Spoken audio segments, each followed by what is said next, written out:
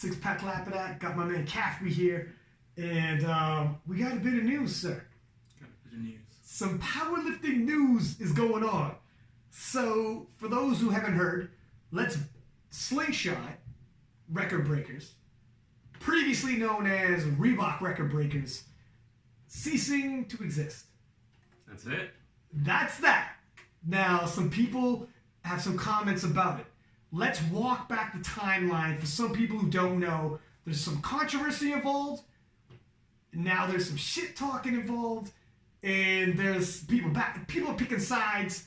Some of it's kind of typical of powerlifting. You know how things go. So let's walk it back and do a proper timeline. Reebok record breakers at one point, pretty big guys like Jessie Norris, all the heavy hitters were in it. Jessie Norris did his famed, possibly GOAT performance. I believe it was out of Reebok record breakers. Typical untested meat. You got a mono lift, you got wraps on your knees, deadlift bars, and so you're crushing some big weights. Given that you don't have to walk out your squats, wraps on your knees and a deadlift bar, so you're gonna be crushing some big weights. For sure. 24-hour weigh-in.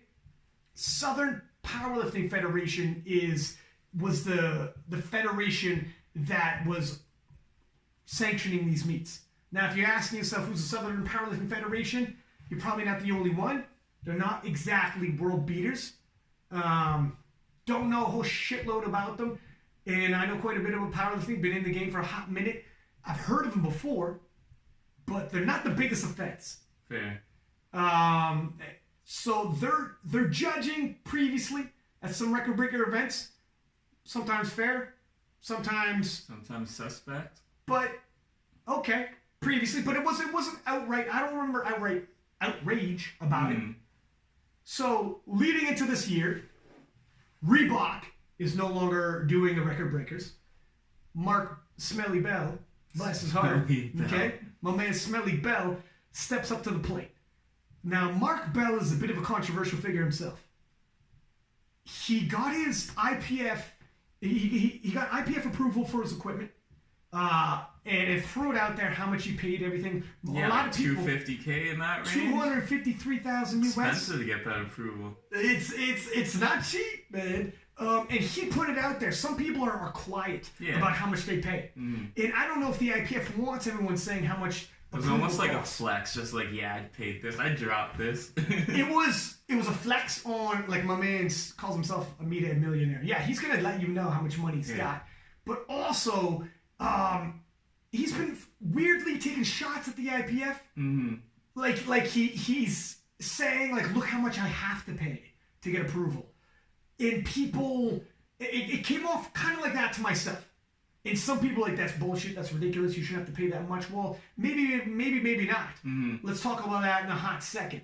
But a lot of people, like, the fees to get approval is ridiculous. I don't think that's the way it should go. And he was kind of leaning towards that. In my estimation, that's how I felt it was. Fair. He was leaning towards that route. Right. And then he was like, look it. So he was kind of saying it's ridiculous, I have to pay this much? I believe to play, he had to pay, and he didn't like how much he had to pay.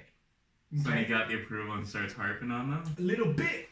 And then he put out a video leading into the Slingshot record breakers, firing shots at the IPF, saying, like, it's a weird campaign, being how you got approval. Yeah. So if you're that salty, like, just don't get the approval. But he's telling himself, the market in the IPF, and for anyone who doesn't think so, it's huge. It's more than it's the biggest. Yeah. Some people are like, who cares about the IPF? Then what the fuck? What sport are you in? The IPF is by far the biggest federation in the world. It's not even close. For sure. Tell me, you can take all the untested competition, all the untested feds, put them all together, all of them all together. They're not the IPF in terms of membership. It's just not. Sorry. No. In terms of reach, it's just not. Sorry. There are some massive stars in the untested feds. Larry Wheels, Steffi Cohen. Oh, for sure. You got big names out there. And individually, their stars are bigger than our biggest stars. Russell Orhe's probably one of our biggest stars. Larry Wheels got over 1 million followers. Steffi Cohen, massive following. But so one-to-one, their biggest stars are bigger. But overall, the amount of lifters in the IPF dwarfs these other feds. It is what it is. So Mark Bell's probably got his back to the wall being like, I got to pay to play. It's the way, if I want to be in the game and make money, and Mark Bell's all about making money, and he calls himself a meathead millionaire. You know, he himself is going to say this. Fair. He's going to pay, get involved. So he thinks so he gets in. Then he makes a campaign talking shit about IPF judging too strict. Too strict. He does a video, like he's at an IPF competition, and he's the commentator. He's the commentator. Who's the commentator for the IPF? Oh. Ironically enough, I don't think he wasn't taking any shots at me particularly. It's just the way he wrote the script for his little parody. So he didn't have that in mind. It was just ironically, that's fucking me. Yeah. You're literally pretending you're me doing the commentary. But he didn't that's actually. Pretty funny. That's ironic. That's an after the fact. I don't think he was thinking anything like that. But anyways, in the video, he's making fun of, like, in the video you see guys all full on doing the splits, and the judges aren't giving them depth, shit like that, because in the IPF World Championships, some people bellyache if they don't get a squat in, and they think that it's low enough, and they're like, what the shit? And sometimes I think it might have been low enough, you didn't get it, but that's sports. But you gotta hold your athletes to a standard, and like there's gonna be times where the judges get it wrong, they're human, but like you gotta have that minimum standard. It's like you hit your depth. Matt Gary's SSP, I believe the tagline, I don't want to butcher this now, and Matt is like always on KOTL and all the preview shows and shit. He's one of the KOTL co-hosts. Everybody knows that, and it's literally on all his t-shirts. Uphold the standard.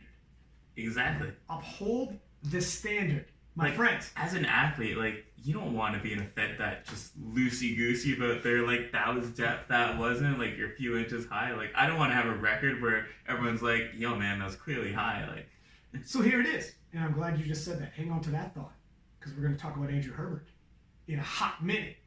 But I don't want to skip ahead too far just yet. Okay. So Mark, and that's a perfect segue, by the way. So Mark Bell's that was a burp? Perfect segue. That's a perfect segue. Mark Bell's firing shots about IPF's judging depth, etc. So he's slingshot record breakers takes place, and Andrew Herbert hits a world record squat, and you have our boy Mark Bell is giving him the check. He's got his face on the check. My man is not, that's a bit of a flex right there. That's a bit of a flex, man. My man is not the most humblest gentleman in the world.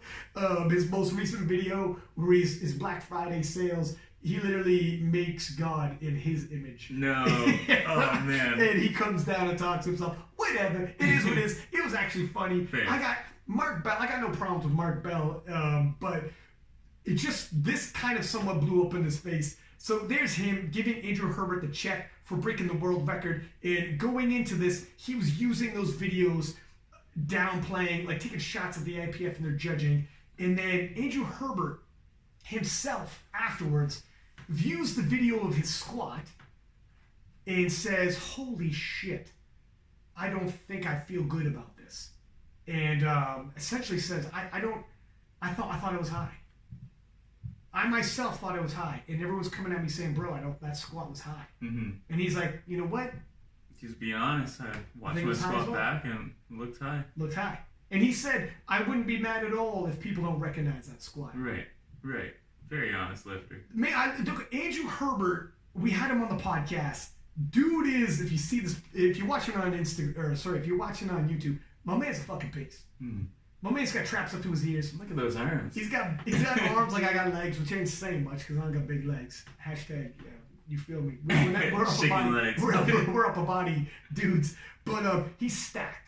Okay, he fought MMA, jiu-jitsu, the guy, but he's also the nicest fucking guy that you're gonna meet, and humble enough to come out.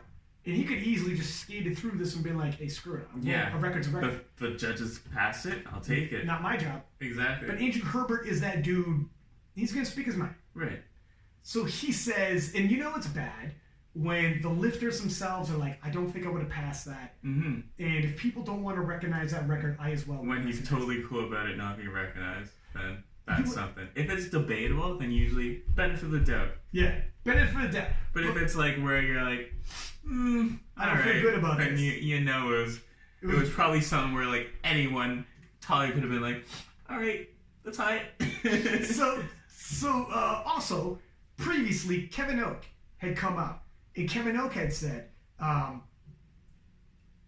looking at the untested, and he didn't drop a federation in particular, but he said in the untested division, in the untested federations, I'm noticing the judging is getting worse and worse. Oh yeah? The shit's getting off the rails. People are squatting higher and higher. It's starting to be like multiply, where dudes are squatting too damn high and it's getting passed, and they aren't upholding the standard.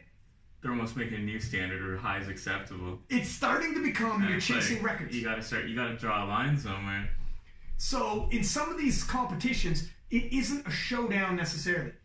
IPF Worlds, where you have, like, it's a for real world body, people all over the world are showing up. The depth of competition, you have, top 5 can be battling it out type deal. Right. Where some of these competitions, because it's spread out over multiple federations, and it's tough to get everybody to show up anymore in the untested, you are no longer having big showdowns, you have records to go for. Right. It might be like, well, I don't have anyone to go head to head with me at this competition, but I'll go for a record. Exactly. So to continuously have records fall, sometimes the judges got to help out a little bit. And it's not really upholding the standard when that happens. People get a little overzealous. Mark Bell throws out a video talking about it's ridiculous how deep the IPF expects you to squat, leading into his sponsored event. And now you show up and you're a judge at a small puny fed. You got a guy like Mark Bell showing up. The and there's irony. you got a little bit of pressure on you. Like Mark Bell's like making fun of people having to squat too low. Right. You're a judge. He shows up handing big ass checks, and all of a sudden, I think the pressure's the other way now. Yeah, the judge is like, wow, well. You're gonna take that away from him, type deal. Exactly. It's like, I guess I have to give it to him. It's almost like not quite have to, but. You'd be lying if it's a small ass fed, man. It's a small ass fed. And a guy like Mark Bell shows up throwing checks around. How do you not feel a little bit of pressure when that video comes out and everybody's talking about it, and now you're a judge and someone takes a world record squat, they announce this is a world record. I feel if you're going for a world record squat, that's when you have to be even stricter on the rules. I feel if it's just whatever, like someone's doing an opener and they're like, I'll give it to him. But a world record, that is taking it from someone else. You have to be like, yo, this is depth. Like if it's questionable, no. It has to be everyone unanimous. That is taking the world record. And some people say, well, I mean, across the board, every squat should be judged the same. Fine, across the board. It wasn't, they were all certain. There was a lot of questioning about this. Right. So, let's double back real quick. When Mark Bell's talking about having to pay $253,000, etc., when you have a for real global body running, and the IPF is a for real global body campaigning, they get in the Olympics, etc., and the events are as big as they are, floating around the world, and the infrastructure they have in place. That the difference is you don't hit a world record at a local competition. Right. You don't bring your fellas together to have a competition and have them judge. No. Host a little cookout, throw it on camera, have a few judges, and be like, world record, throw it up. World record. The standard is upheld. Yeah. International judging. Yeah, IPF, you hit a world record at nationals, at provincials, in a world record. And some people say, well, that's stupid. I know from firsthand. Yeah, well, exactly. Some people say, well, that's stupid. Weight is weight. If it's a world record, whether it's at nationals or not, you were the first to lift it. No, man. Because then you could have a federation in the middle of, somewhere in the Eastern Bloc where there's no streaming, and we just see a spreadsheet that gives the results. We got 10 world records that fell at our nationals. Well, I guess so. We have 3 qualified judges who said so? I guess so, right? No, that's not how Throw federations some cash on the table. I want this record. If you want a sport that's legitimate, and this is where Kevin Oak and Andrew Herbert said, they want legitimacy to the list. If you want that, if you truly want that, you can't have world records at a local competition. You can't have world records at a national competition. You have to have world records on an international level only, with internationally qualified judges only, and you need to build this kind of infrastructure in place. So, yeah, man, it takes a lot to put this together. 100%. None of the untested feds have put this together. No.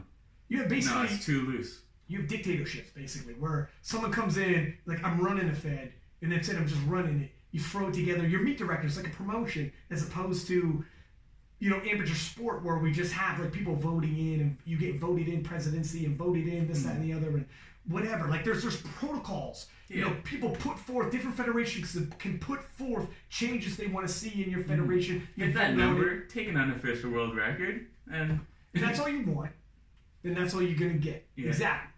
So let's leave that. Let's put a pin in that for a second. Reebok record breakers turned slingshot record breakers, took a lot of heat, and they just made an announcement saying, all right, man, we're packing it in. We're packing it in. That's enough. No more record breakers.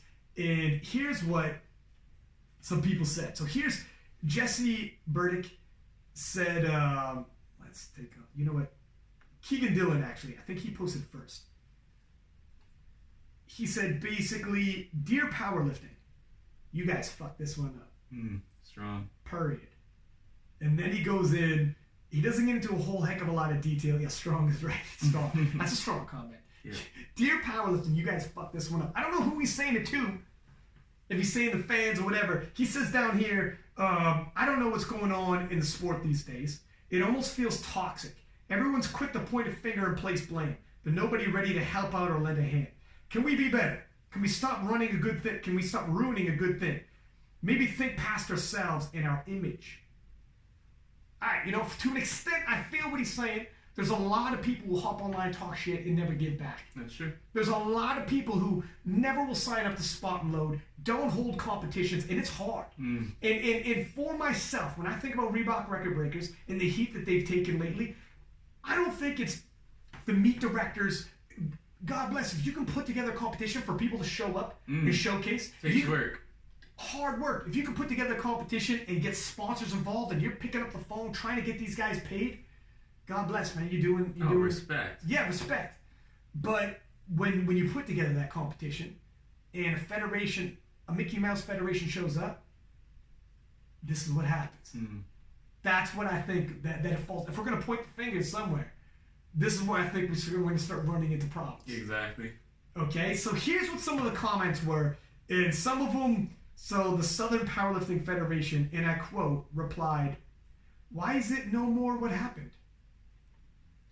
Why is it? What happened, sir? All right, man, if there was ever a quote from the Fed itself that didn't make no sense, well, that's pretty much wraps that up. My man replies back with capital ha ha ha ha. Like, why is it no more what happened?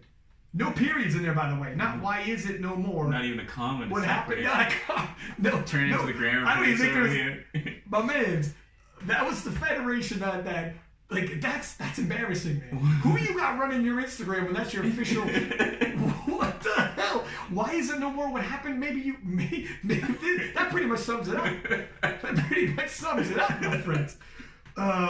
So anyways, here's Joe Stanek, who was with TSA, the strength athlete, huge coaching service. And here's what Joe Stanek wrote in reply when he heard that. I would never want something awesome that brought strong people together to end. But at the same time, the extremely loose judging of this event has become the standard by which world records are broken here is wrong. A world record should be judged fairly and with consistent standards. Sad this was the result, but the records set at other events with better judging will be better off. Said a little better than why is it no more what happened. What's that? Said a little cleaner than why is it no more what happened. Yeah, literally.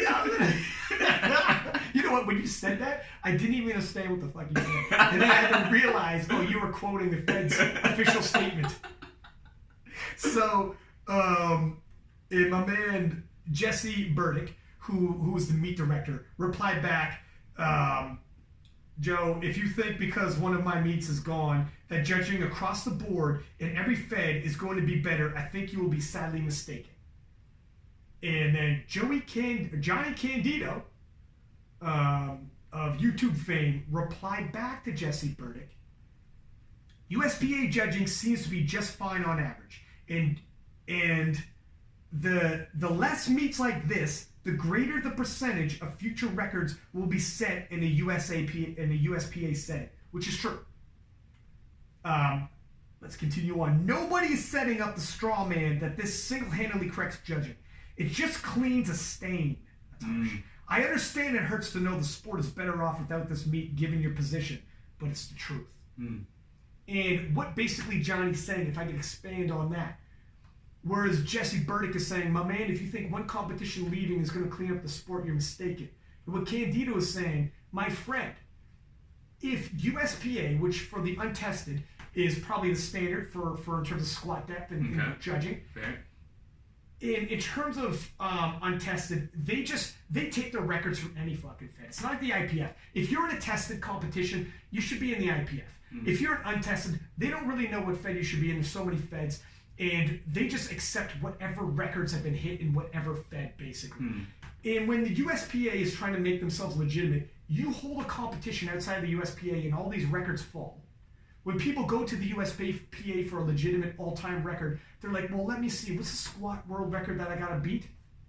They look at the listed squat world record, and it's from a fed where you have to squat an inch high. It's like, well, shit. Nobody's gonna be breaking world records in the USPA anymore. You just handicapped everybody in the USPA who's who's getting legitimate calls. Right. And that's where that incentivizes them to go elsewhere. And that's where one competition can handicap the rest of the sport. Exactly. In terms of the untested. That 100%. Is where, everyone goes to your fed and everyone goes to this competition because they know it's lax judging, smash world records. Now, no other world records in other feds are going to be able to keep up unless they also want lax judging. Exactly. And now you're starting to set a trend. If you ever want these records to fall again, you either need somebody so strong they could beat somebody who did it with lax judging, or the other feds got to do lax judging as well. Exactly. So that's where Johnny Candido had a good point, hit right on the head. Jessie comes back. LOL, thanks so much for your thoughts. Not sure what the LOL is all about. I thought that was valid. I think that was valid. But Jessie wasn't, in terms of Jessie Burdick's response, I'll give him this. The guy took a lot of heat and did not fire back like a troll. No, he just thanked them all over there. You know what? He showed some class, and I'm going to give him that. Yeah. And also, I don't think it's his fault. The guy put together the competition. He wasn't judging that shit. Exactly. As a matter of fact, I don't think the guy who puts together a competition should even approach the judges and say, now listen, fellas, listen, ladies. No. You shouldn't even approach them and say, I've heard this, I've heard that, I think you guys should do this, I think you guys... No, you don't want a promoter getting involved with judging at all. No, that's when it gets sketchy. Exactly. So I don't put the blame on Jessie at all. As a matter of fact, I think he's doing his part. That's why I kind of feel bad for the guy. He's the one taking the heat here. Exactly. I think it's the homie who didn't know how to put together a sentence representing the federation that probably needs to jump in there. Why is it what happened? Or whatever it is. And then Joe Stanek replied back. He tagged Candido and said, exactly. And then he tagged Jessie. I'm not saying it will, but the large number of records broken out of your meat that don't meet the standards of the rules is high compared to many others. Johnny is right. As much as it hurts and is sad, the sport is better off. And like, no won't fix the problem, but you gotta start. You gotta start cleaning it up. And Jessie replied back, LOL once again, thanks again. Yeah. Now I'll give you, okay, he's putting LOL, but he's also getting attacked. So he's just trying, I think, diffusing the situation, taking heat out of it, being like, I see what you said, I acknowledge it, and that's basically all he's doing, is acknowledging the comment. I can't hate at that. No. My man's getting attacked when it really, I don't know if they're not necessarily attacking him, but he feels on the spot, and it's not really necessarily him. It's gotta hurt, though, that he's in this position. 100%. Now, should be said, so Jessie himself posted, and this is what Jessie had to say. Jessie made that, so that post originally was on Keegan Dylan's Instagram. Now, Jessie himself posted and said, there's a lot of noise out there regarding record breakers. The truth of the situation is that the meat became more of a problem than it was worth. With all the good things it was responsible for, it brought an equal amount of negativity. Any questions or comments about my decision to no longer put it on, and anything surrounding it, can be directed towards me and me alone. And if you feel free to do so here. Stand up. I appreciate that. Fire away. I'll answer. And you got, now we read some of the negative. You got people like Steffi Cohen, Chris Bridgeford, Andy Wang. You know, a lot of people jumped in there. Kaylor Willem were saying, you know what? I'm sad to see it go. You did a good competition. I got nothing negative to say. Right. Steve Gentili You know, there's a lot of people who went in there and did have good things to say. It wasn't all negative. Mm-hmm. But someone did comment and said, if it wasn't the judging, then what was it? And I got to think he's someone reflecting. It's got to be a little bit of the judging, because he took a shitload of heat about the judging. Right. Even if it wasn't him. He wasn't a judge. He's a meet director. But he took a lot of heat about the judging. He actually said in one of the comments, so someone said, would you still pull the plug this year if it wasn't a shit sandwich due to judging? Was that the negativity straw that broke the camel's back? Always enjoyed watching the meet. Take care. Jessie replied, I don't consider this year a shit sandwich actually at all. And it wasn't the judging, the lifting, or the interweaves response. It was dealing with the entitled lifters. What does that mean? What does that mean? What does that That's an interesting mean? comment. And unfortunately, so someone says, can you say more? And he says, hit up my stories, homie. I hit up his stories, but I'm a little late to the starting line. It's already gone. The stories were gone, and they're not archived. Please, if you know the background story, Share. please do share. DM me. Entitled lifters are the reason why he pulled the plug. Now, even if he's saying that, I gotta think, at the very least, it doesn't help that there was an overwhelming shit talking about the judging. Right. And it doesn't help that the credibility of your competition went from 8 or 9 to 4-ish. You know what I mean? It doesn't help.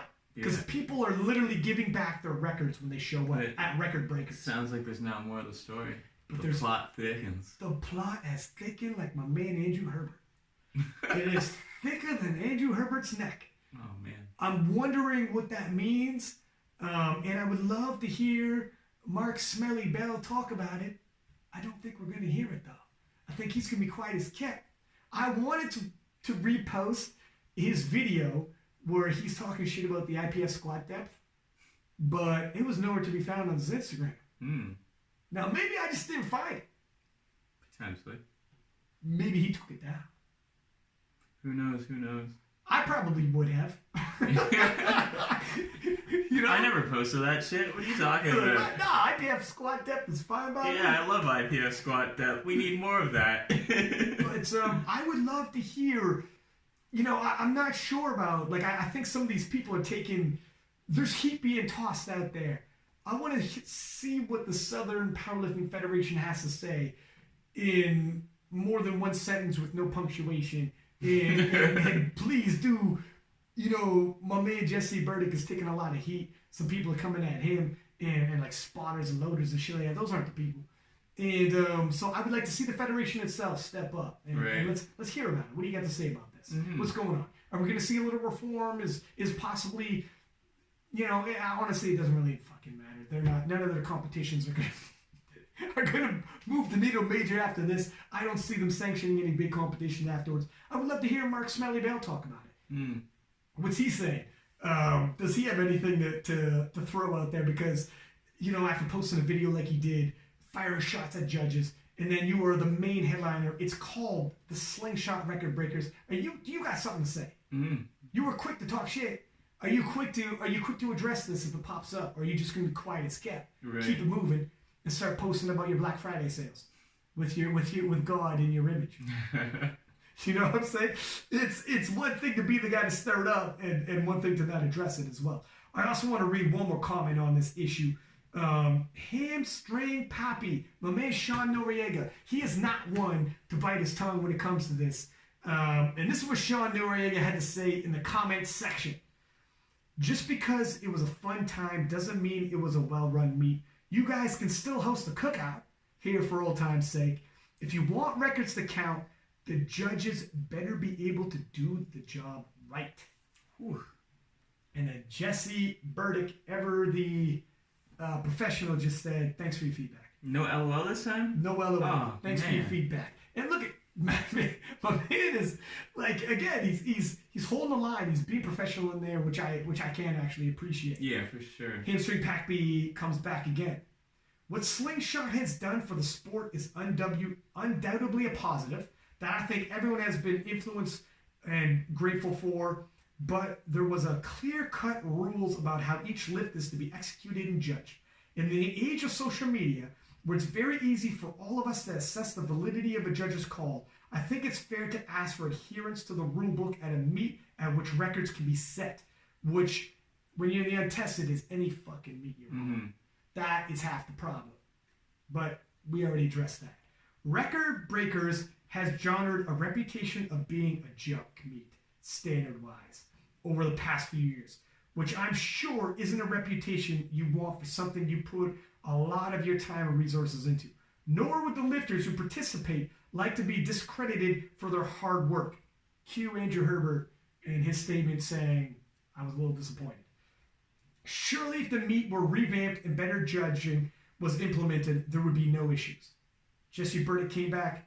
Thanks for the suggestions. Thanks for the suggestions. Well, He switched it up this time. He switched it up this time. Look at, yeah, I mean, look at hats off. The guy could easily went into defensive mode. Oh, yeah. And just started firing shots. Probably put his phone down afterwards. It was like, man, fuck these IPF, USAPL lifters. And if you noticed, most of the people talking shit were from the USAPL, IPF. That's true. That were the big names. I'm sure in the comment section there were some other people but the names that popped out to me that I recognized were all IPF, USAPL people saying basically good riddance. And then the people who were in the untested were all saying, hey, look, I didn't mind the meet. Sorry to hear. Yeah. Whether or not, now Andrew Herbert, Kevin Oak, in the untested division, they said they don't like the judging they've been seeing. Right. I think a lot of people who are saying condolences are basically saying, look, I see how much work you put in. And it says, and all the load has fell on your shoulders, and I feel sorry. But if you put a gun to their head and you said, do you like the judging at some of these competitions? Do you think it's helping better the reputation? I think they'll be more honest. I've heard... Depends on their squat depth. Yeah. Well, or the person's squat depth that broke a record and they're trying to take that record back. Yeah. It's like, oh, sweet, somebody took my record and they were an inch high. Oh, that's cool. I'll squat an inch higher in the next meet. Yeah, exactly. We know how this story is. So yeah, man. I mean, I think for my final thoughts on this, and I've been getting some DMs that people want to hear about it. It's I hate to say I'm not quite of the good riddance situation, but when the credibility has been hurt that badly, sometimes folding it and rebranding and coming back. That's true. Drop the Fed that you had. With to go back on their quote. What was their quote again? We don't understand. Something like that. I'm totally... We know what? Something. What happened? What happened? Drop that Fed. Get yourself a Fed with some quality judging. And I mean, he could come back. Hopefully, this doesn't. Everyone involved with record breakers, spotters, loaders, and everyone who does the thankless jobs, which includes the meet director and everyone involved. Because you hate to see an avenue that people can hit the platform, make a little dough. You hate to see them leave. Exactly. Slingshot, giving money away, beautiful. Like to see it. But possibly, my man Mark Bell, ease up. Firing shots at the IPF. Ease up a stitch. Yeah. Ease up a stitch. I don't want to see Gaston Parage now making a video saying, what's up, man? What's up with you? Yeah. Oh, by the way, Gaston Parage, 4 more years as the IPF president. Yeah. I say that. But, so Gaston Parage is IPF president 4 more years. And under his tenure as the IPF president, the IPF is absolutely blown up. So it's not a major surprise that he's going to be in again. Some people are asking, is Gaston Parage going to be IPF president again? Are they going to get, I don't even know who would have been in the running. Right. Some people are asking from different feds when you get in conversations in the DMs. Sometimes I'll go in the Kingland's DMs and I could crush a day in there if I want to. If you start going back and forth, if you want to go back and forth with people. And some people, when every 4 years at the IPF Equipped World Championships, they will elect people. This year was an election year, and people were like, "What do you think?" And asking, I was like, "Man, there's no question to me. Gaston's going to be IPF president again." Under him, the amount of lifters has exponentially. Where's he from? Luxembourg. Luxembourg is like 100,000 people or something. It's like a city-state. It is in Europe and very small, but a very strong economy. I think one of the richest people in the world is from Luxembourg. Oh yeah, it's not Gaston, by the way, but if it was, powerlifting be probably all over the TV. But yeah, Luxembourg. But under Gaston, man, the amount of lifters that, like, in terms of the growth of the sport, ridiculous. Shut the front door. You want to talk about how many people have joined the IPF since then?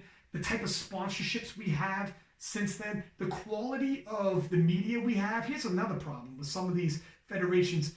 I love the checks, but when you tune in and you watch the stream, it looks like I'm watching it. Someone that has a camcorder recording that. Looks like we're coming from a local high school. You know what I'm saying? Like, you could go down and get a local high school kids to put together, like, you. And I'm not singling out any single competition, but a lot of them. You'd be shocked. Like, it'd be the big checks getting handed out. And it's like, how much of that did you put towards your streaming and whatnot? Because a lot more people are going to watch this online than are ever going to be there live. If they can actually watch it in decent quality. It helped, man. It's how you grow the sport. And Gaston was like, he said, one of the chief things, we want the sport to grow, and to make it grow and to make ourselves gain reputable and become reputable, not just through powerlifting, but other sports, to actually look at powerlifting. We need strict judging. Gives a fuck. You come to the Worlds, get ready. And we need, when you tune in, it looks like you're watching television. Right. Went out and he gets a contract from a TV crew for the BBC to come down and set up, and that's the IPF World Championships. They got TV crews coming in there, so it's straight up professionals. So you gotta do it. You want commentating? We want the best in the business, and we got King of the Lift, six-pack, lap that. Nah, he never said that, but I'm tooting my own horn. He got me, but for real, they want to increase the popularity of powerlifting, and they decide this is how we're gonna do it. You know, we need to do this. We need to have, like, credibility is key. And if we're going to keep growing, and people actually tune in and they hear about powerlifting through watching Steffi Cohen on Instagram, like, let me actually tune into her competition. Please let the judging be proper. Exactly. Please let the stream look like you're watching TV. Yeah. So it actually is. So it actually, you walk away and be like, oh, that seemed like a real sport to me. When we're on the Olympic Channel, and all the other sports on the Olympic Channel, you watch Usain Bolt on the Olympic Channel. You understand? You watch, like, all the Olympic sports on the Olympic Channel. When they put powerlifting on the Olympic Channel and people want to check it out, they're not powerlifting fans. They're just like, let me see what this is all about if I like it. It better not look like it's coming from a local high school. No. It better not look like it's coming from a local gym. Should not be your cell phone or camcorder. No. It has to look appropriate, man. And the money has to be dumped in the appropriate levels and all that. So,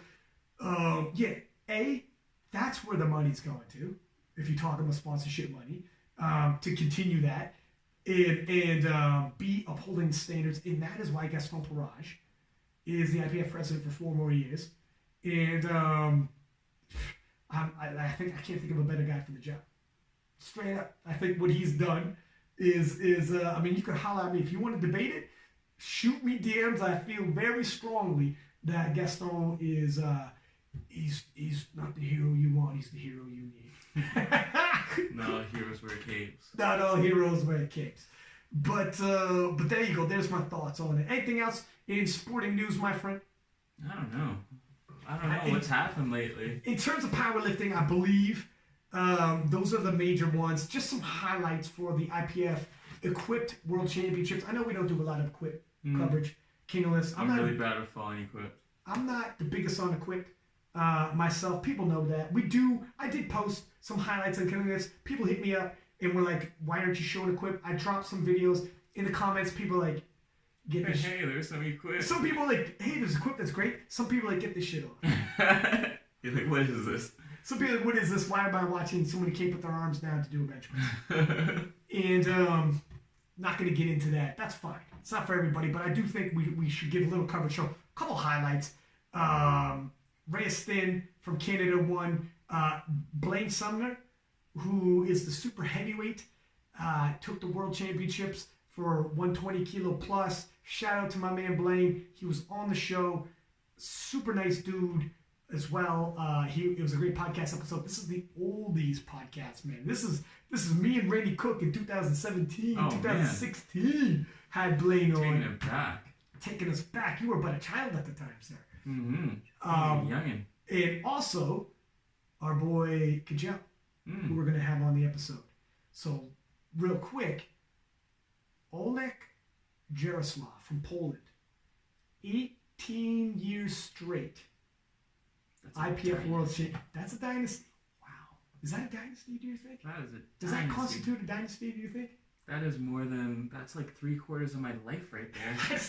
Dog, 18 years straight. I mean, go to any sport, try to find 18 years straight.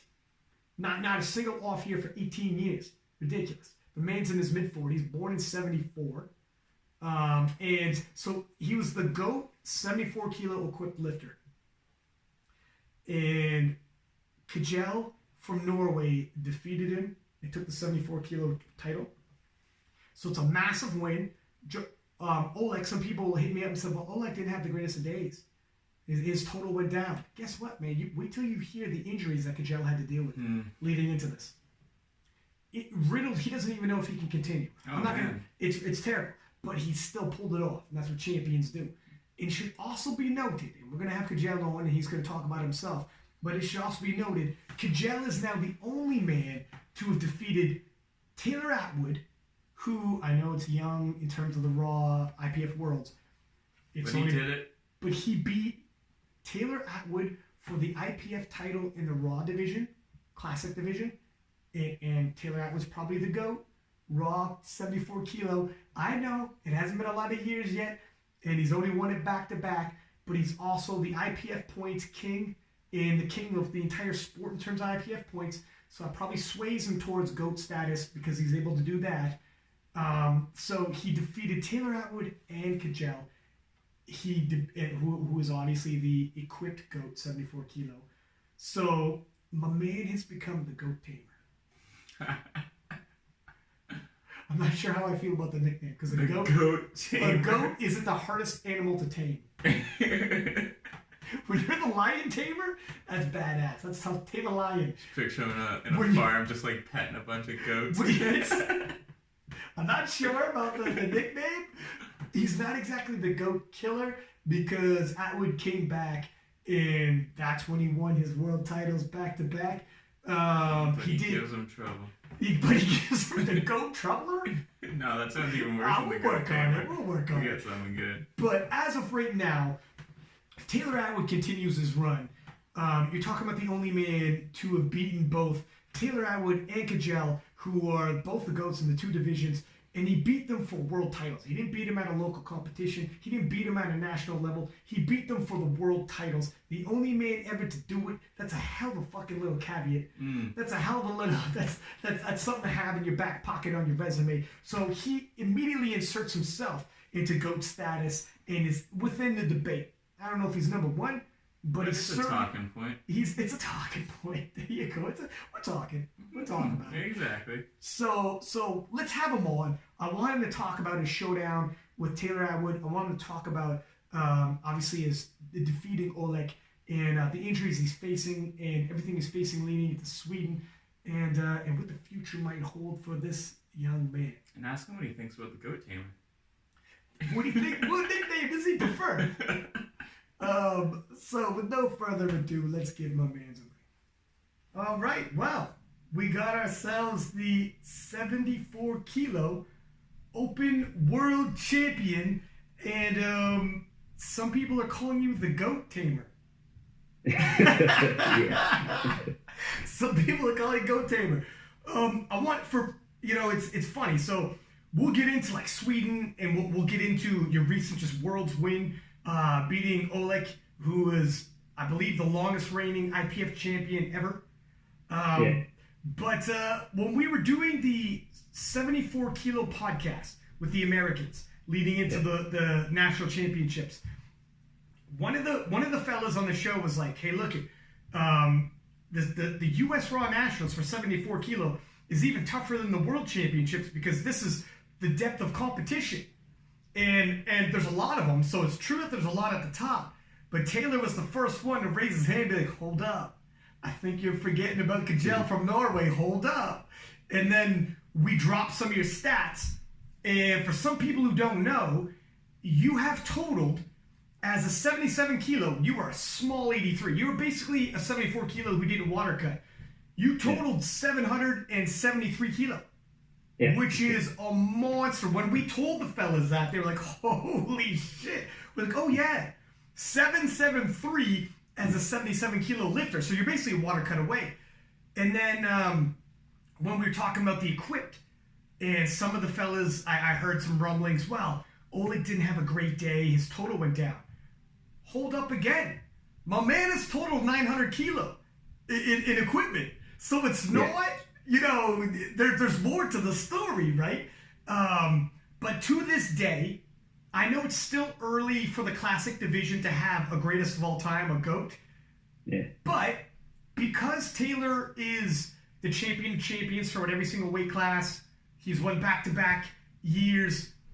If we were to say Taylor's looking like the GOAT, if he wins the SPD Invitational, let's say he's the GOAT, classic, and Olech Jaroslaw is definitely the GOAT in equipment, you were the only man alive to have defeated both GOATs in both categories. And you did it for a world title. Yeah, that's true. You didn't just do it on the local level, you didn't do it at a national level, you had to beat them both at a world championship. The only man ever in history, which puts you right up in the mix for that, because it's tough. It's tough to be good in and out of equipment. Yeah. So it's been a minute. I remember we talked leading into Sweden, and I want to catch some people up because you told me in private some of the ordeals you had, and you had some big goals for 2019, and they could have been derailed badly. And for people who don't know, if you just look at the results, you'd be like, oh, what the shit? You know, his total wasn't that high. And again, they don't realize what your potential is. They don't realize what you're capable of doing. So I want people to know the background story. And I think it's a good one because you could have easily pulled out and be like, I'm not going to be to my full potential, so I don't even want to show up. I'm not going to try. And I'm just going to, you know, if I'm not 100%, I don't show. I don't play. I take my toys and I go home. And instead, you showed up against Taylor. You showed up against Olech. And the rest is history. I mean, you ended up making history. So let's bring it back. Leading into Sweden for the World Championships, the showdown against Taylor. Everybody's excited, hoping you can push him, hoping you can make a battle of it. And what ended up happening on your end?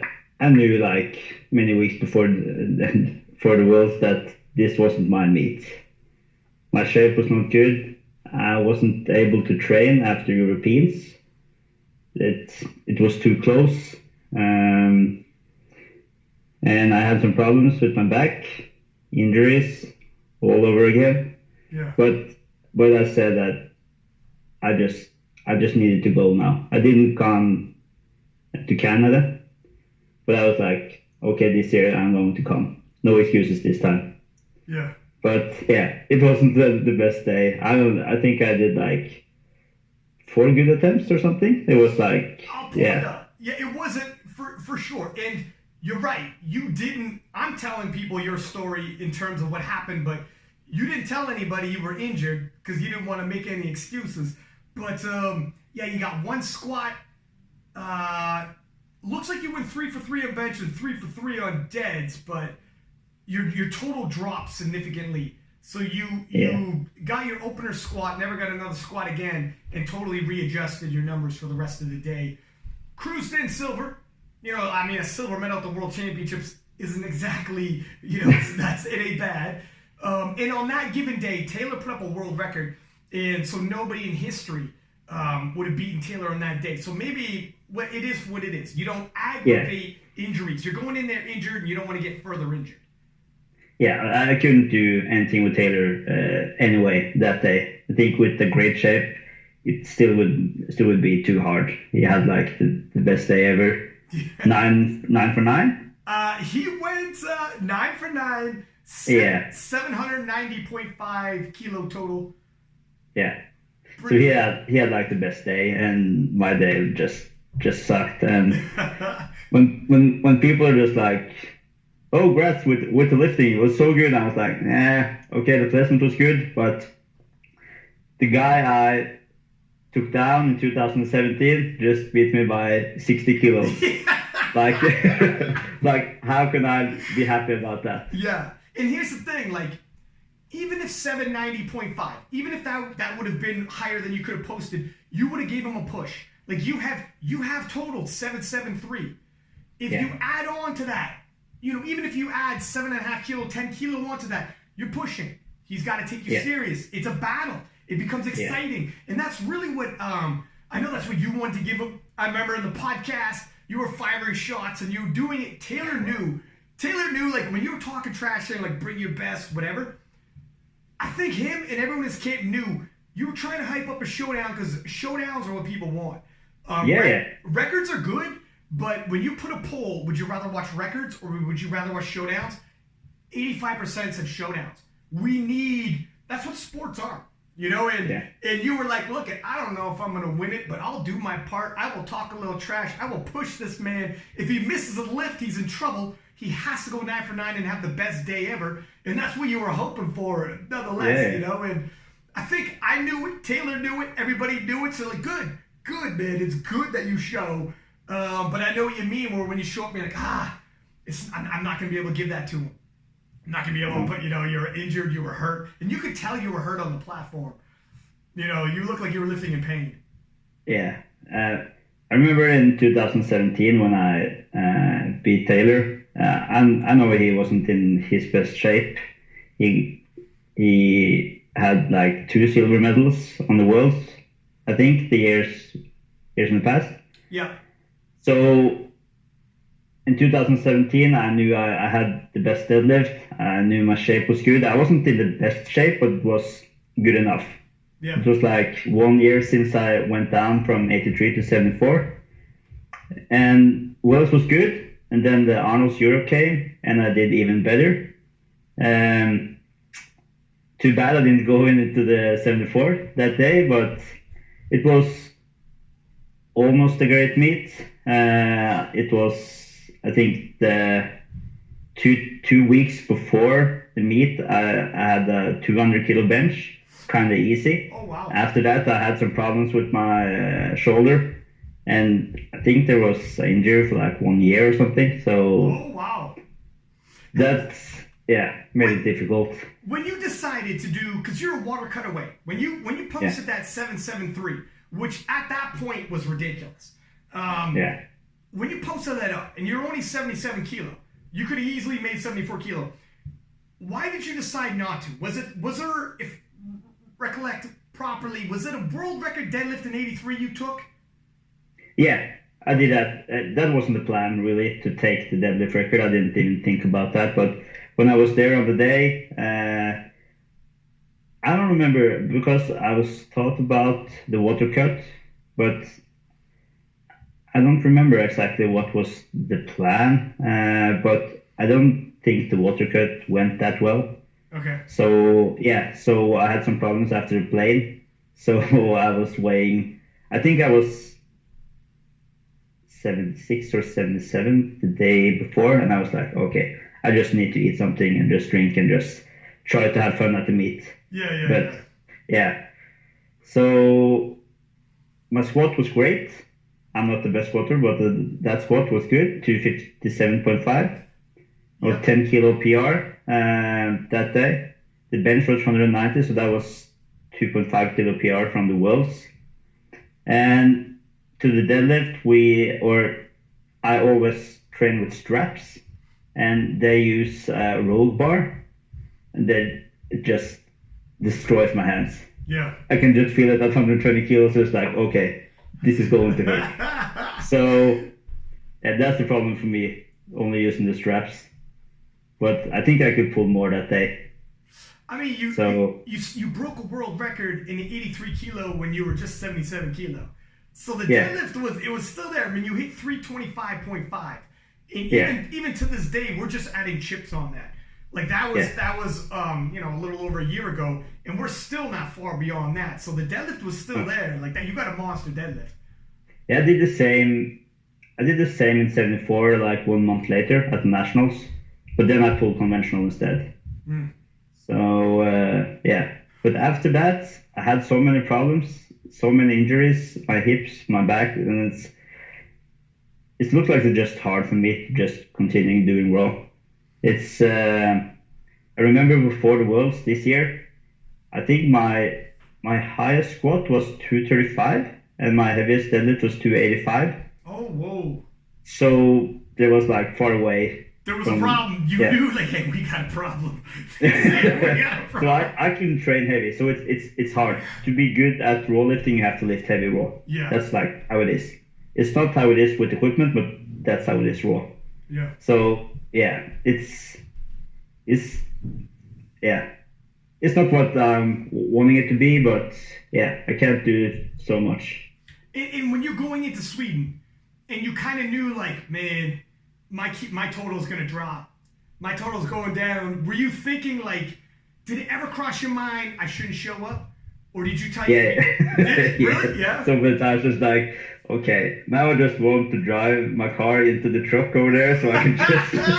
It's depressing, isn't it? That would be better. Damn it! But man. no, I thought it was. A little sad to go, but I was like, okay, I can still do a great performance. I didn't do that, but I was hoping for like some magic just to do. Yeah. Well, I don't know, 760 maybe, just something. Yeah. Well, here's the thing. No matter what, getting a silver medal at the IPF World Championships is crazy. You know, I mean, it's for most people, that's like, they would be beyond happy with that, and that's a hell of a resume you're posting up. And you're right. You're right in that. I mean, how many times have we seen? So you're not 100%, and your total dropped quite a bit from 773 for sure. But you don't know if Taylor's 100%. Taylor has bad days as well. You don't know how the other guy. You're assuming he's 100%, and he was, and he posted up. He ended up doing the biggest total we had ever seen, but he might not have. And the day you decide I'm pulling out is the day that person shows up like, oh God, thank you. Right? Like, oh. Yeah, you talked about it like for some podcasts ago. Like when you're going up against the competition, you're like, okay, when I'm meeting Taylor, he's going to have like every lift is going great. He's going to have the best day ever, and that never happens. Yeah. But it happened to Taylor now. It's like just like pull 400 kilo in deadlift as well. It's like I don't care anymore. You have your day. It's okay. But so having said that, the total opposite. So when you left Sweden, and just like we had said, not everyone has the best day they've ever had. Sometimes people show up injured, and they are dealing with shit just like you're dealing with shit. And that's why your 2019 is such a good sports story. So you leave Sweden, and you know, I'm hurt, I'm injured, and you're going into this World Championships, and you're thinking the same. You are not going to post in the 900s like you previously had in equipment. This Equip World Championships, you're thinking, fuck, if this is like Sweden, you know, and you could have easily pulled out. You could have said, man, Sweden, I don't want to do Sweden again. Silver medal's good, but I don't want to come in second. You see yourself as a world champion. You've been a world champion. Yeah. And just like we had said, how you don't know if your competition is 100%. They might be. They might just keep going up, but usually not. Usually it's hit or miss. And that day, both you guys walked in there banged up. Both you guys weren't 100%. And it just came down to who's going to gut it out, who's going to hit the lifts they need to hit. After Sweden, before we get into the World Championships in Dubai, and before we get into the battle with Olech, and I mean, man, you just got nothing but killers that you have to contend with. You in the Classic, you have to go against the king of powerlifting. He's the number one powerlifter world champions. And then in the Equipped, you have the biggest reigning dynasty GOAT of all time. Like, you can't get away from you. Everywhere you turn, you're like, oh, shit. You know? Yeah. There's no breaks for you. But, so after Sweden, what were you thinking? Were you, was there a moment of, man, maybe I should hang it up? maybe like after the meet I was like, I'm finished with this. I can't do this. This is not what I do. To get second place is okay. It wasn't that, but it's just that bad meet. Like not like I scored like 30 kilos less than 2017. It's like this is not what I'm doing. Yeah. So I was like, okay, maybe I should just focus on equipment. But I still tried to get stronger without equipment. But I had nationals 3 weeks after, I think, and then it was bad. It was really bad. It was like, I think I did like 710, 715 or something. Wow, this total is going in the wrong direction. Yeah. But I was like, just okay, let's just get this done. And I used the summer just to try to get injury free, and it kind of worked really good. I felt good. Got better flexibility. So things started to be good. But when I started to gain weight, like on the bar, things happened again. And what was it? What was it specifically? Do you know what the injuries were?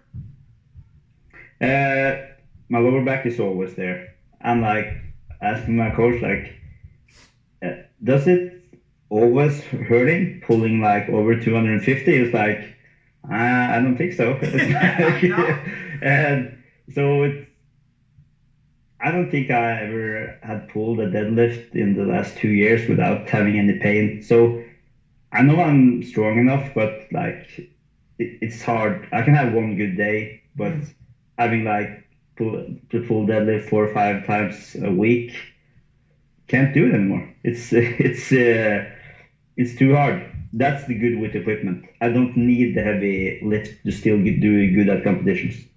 And what about the hips? You were saying the hips. Was there issues with the hips as well? Yeah, to this competition, I had a lot of problems with my hips, like just be standing up. Like at work, it's like standing a lot, walking a lot, and there's so many times that I just had to like hold onto something because I couldn't be standing on my.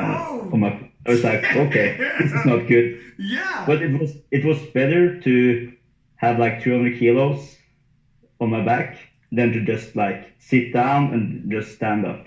Because it steadied you. It kept you. Yeah, probably. Wow. Yeah. So I went to the doctor and said like, okay, can we just check this out? And we started with the hip. And he was like, okay, let's just take some picture of it. And after we took it, he asked me to come down with the surgeon. And he was like, if you continue with this, you're going to have new hips before you're 40. And I was like, okay. But wow. Is there anything you can do? And he was like, nope, just quit. And I was like, that's harsh. Like that. Yeah, that's harsh, man. You're like, I'm doing this for 30 years. You're like, I got a third match with Taylor Atwood. Yeah, they were like, you can't do it anymore. You can't even run. I was like, okay, this sounds like a little dramatic. Yeah. And he was like, no, you just have to take the volume and low down. And I'm like, how low? And he like, you don't know. And I was like, okay. Okay, that's like. And he was like, you should not go to the Worlds in Dubai. And of course I did. Because but before you get to that, when you went home after that conversation, and he basically you went in there thinking, we're going to find a resolution. Tell me what I got to do, I'm going to do it. Because you're what, 30? 31, yeah. 31, so you're not an old man. Okay, this is your prime years for powerlifting. You should be entering your prime. Taylor's around the same age, I believe. So you're like, all right, we'll get it fixed. People who are 30 don't get told by their doctor, you need new hips. So when you get told, it's over. What? Yeah. Okay, you thought Sweden was hard.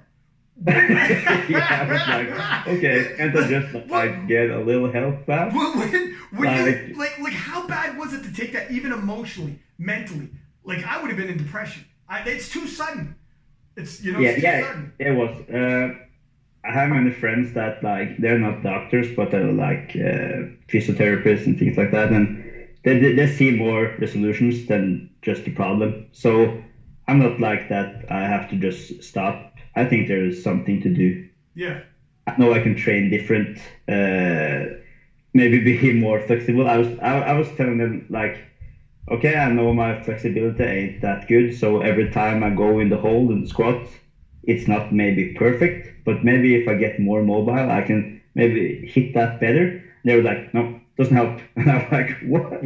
Yeah, give me What something. like, they're just like, just go kill yourself. You don't have to do this. Like, I'm like, what? He's like, I tell you what, you got 6 months to live. You want me to be honest? You got 6 months to live. You're like, what the fuck? If you squat again, you will die. That's it. It's like, dude, wow. Did he say, was it like the cartilage was gone and worn down? Did he get specific or? It's in my hip flexors. I don't know the English word for it, but it's like getting bone to bone. Oh, okay. Yeah. I don't know what it's called, but I'm not sure. It sounds like the cartilage was completely gone, and then you're rubbing bone on bone, and that's it. And they're were they talking about a new hip?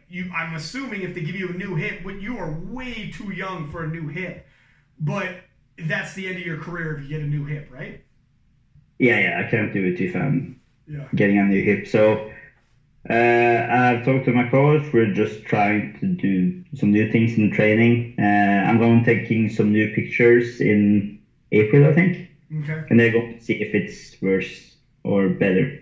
Probably not better because they're just so negative. I see somebody else. This dude sounds like a Debbie Downer. I don't know if he got in a fight with his wife before he saw you, and he just wanted to ruin someone's day. But this dude, he sounds a little too abrupt. To be like, he's one of the best in Norway. They use like in the Olympic team uses him. So I don't know.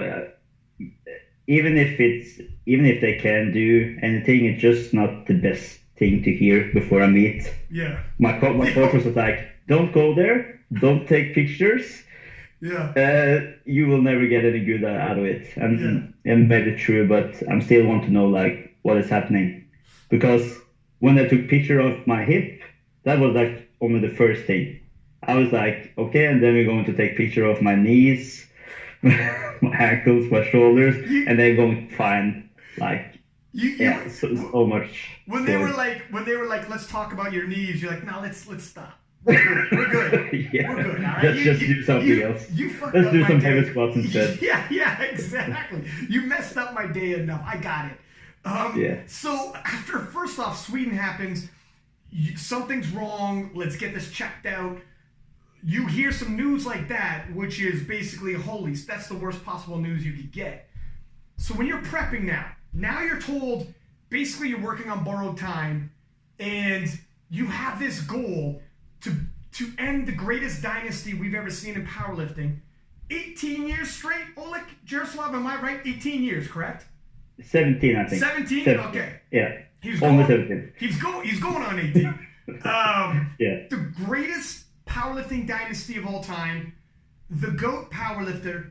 I mean, we've never seen nothing like this. Actually, it was a Japanese lifter, but he took the lead. And you're going to meet him in Dubai. And you are locked and loaded. Did you tell yourself after that conversation, I should pull out? Did you have the... No. You were still like, I'm going in. I like... My shape was pretty good. Not the best, but like... When I did 885 at this meet, it was okay because I won, but I did like 900 in March.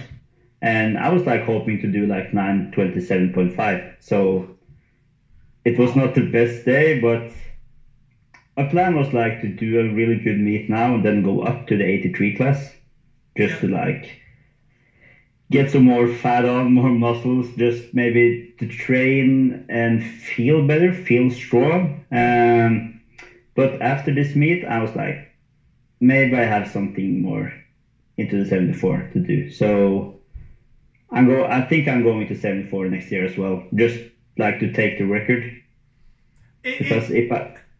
So I don't want to skip ahead of this competition just yet, though. So leading into this one, though, so you knew you were banged up, you knew you were hurt, and you knew you had to beat the greatest powerlifter we'd ever seen in equipment, and you decided, I am not quitting.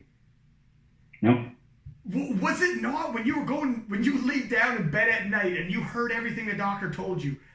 Did you just think like, and you knew this dude had the world record, obviously, in 74 kilo, and it would take a hell of a performance. What were you telling yourself? Were you telling yourself, I'm just going to figure it out? This is not going to be Sweden? Or were you thinking this could be Sweden all over again? It could be worse. What was your mental state? Because I'm just trying to grasp. I think if this was everyone listening or watching on YouTube would be like, holy shit. Like, you couldn't stand upright. You had to grab things to steady yourself when you're walking. The doctor's like, I'm going to have to give you 2 new hips. And your total dropped 30 kilo. And this is scary stuff. This is scary stuff. Like, did you do something for mental prep? Did you have to, what did you do in terms of prep, mentally and physically, to get ready for this?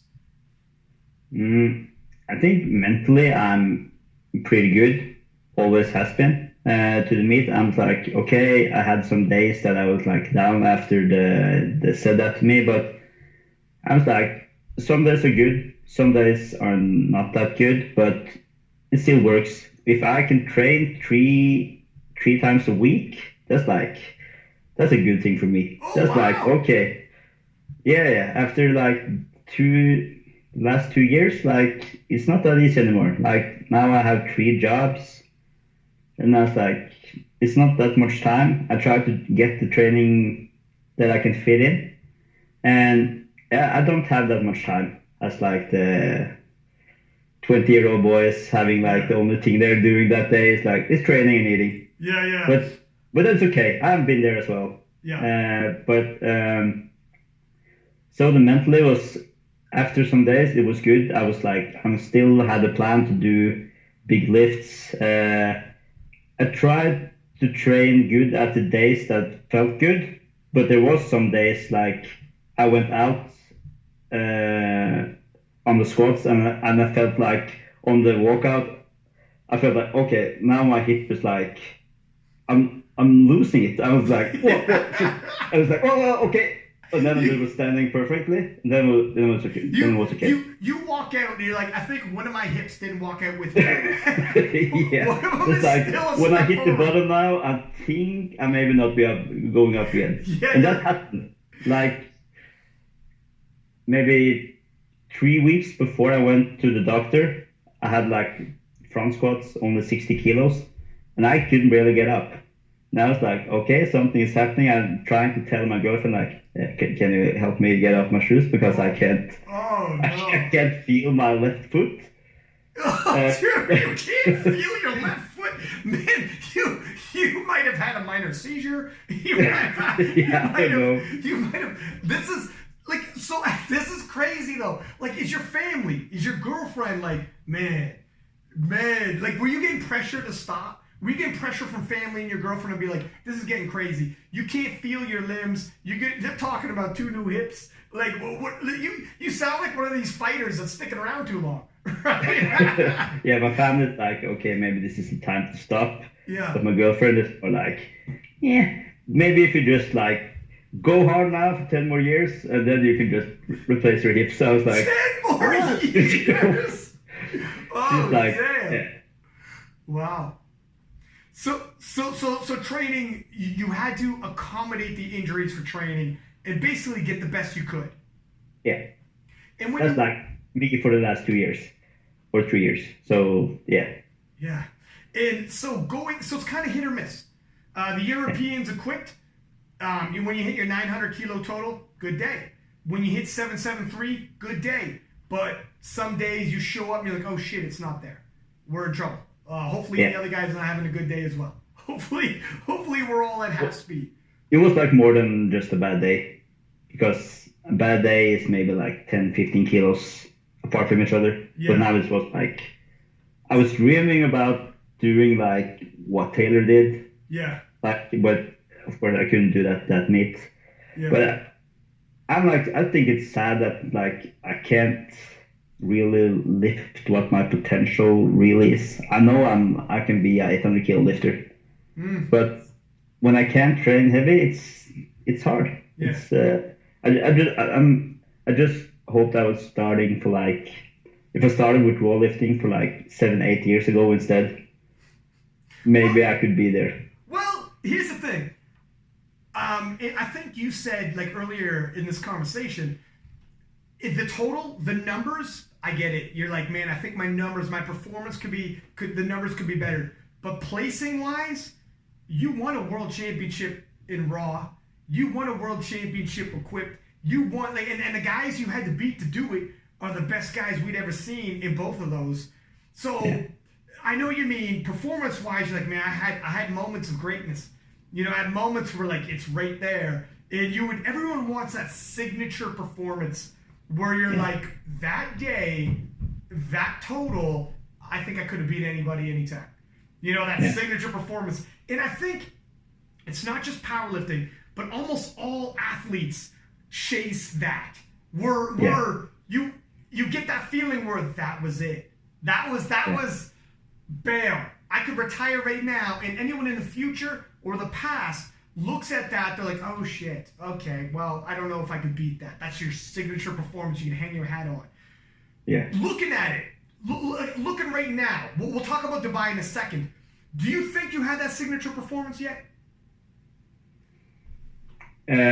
Raw, probably, because or maybe in like 2 to 3 years, maybe I feel better, I can train well again, but when I won in 2017 against Taylor, that wasn't my best day. It was an okay day, but in 2013 when I won my first Open, that was a good day. It wasn't the best either, but that was like 8 out of 9. Took the world record. Everything felt good. So, but I know I can do more. I think I'm like 2 centimeters away from knocking out 345 in the deadlift when I went in 83 to do 970 total or something. Oh wow! So I know I have more in me. Yeah. So I don't think my best days are yet to come. Yeah, you haven't had that signature performance yet. No. Not yet. Maybe the day I do like 950 in 74 or 1,000 kilos in 83 with equipment. Yeah, maybe that day. See, that's the thing. And I wonder if athletes, it's hard to tell when you've had your signature performance, right? Because I feel like once you hit it, you'll always have your eye on the next one. Yeah. You know what I mean? Like, it's one of those deals where you're like, I don't know if like they talk about Michael Jordan, you know, when he talks about like, he never felt satisfied. You know, it's like a dream. It's like a destination you never get to. You'll never get there. When you're an athlete, when you're a world champion like yourself, like Taylor, like in any sport, Usain Bolt, whatever, you dream about when I get this, I'll be at ease. I'll be able to relax, take the foot off. I'm okay. If someone told me you can't powerlift anymore, your hips are done, I'm okay because I did this, that, and the other. But when you're in it, you almost, once you get to that, it's almost like, no, it's not over yet. I can't stop now. You know, it's like Tyson Fury. Okay, I'm a boxing guy. Tyson Fury, his whole life since he's a kid, wanted to win the world championship, the heavyweight world championship.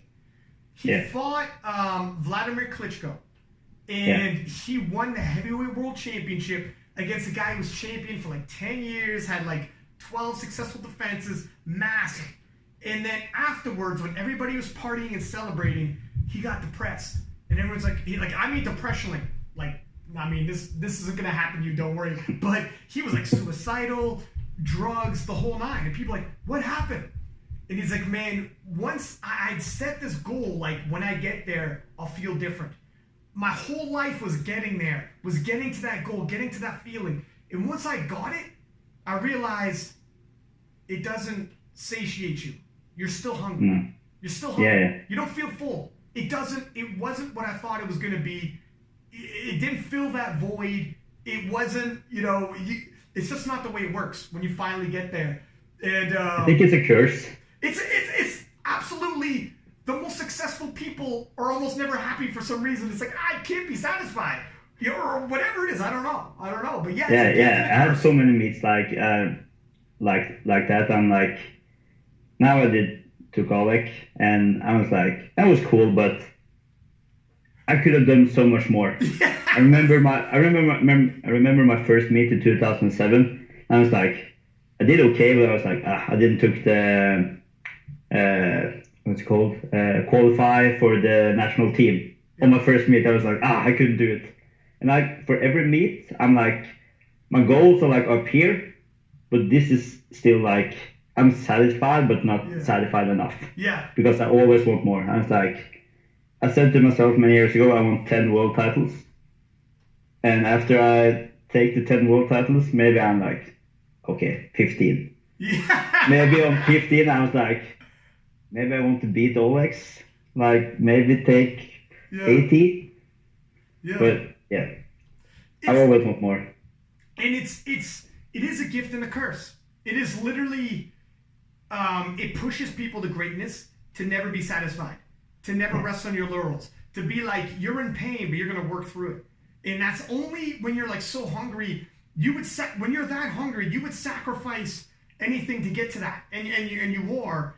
On the flip side, like you said, you just beat Olech Jaroslaw, the biggest dynasty in powerlifting, and it's still like, Yeah, it's crazy. We were talking about this for so many years ago, like that I can beat Olech. I just need some years. It's like it's possible if there's someone to beat him.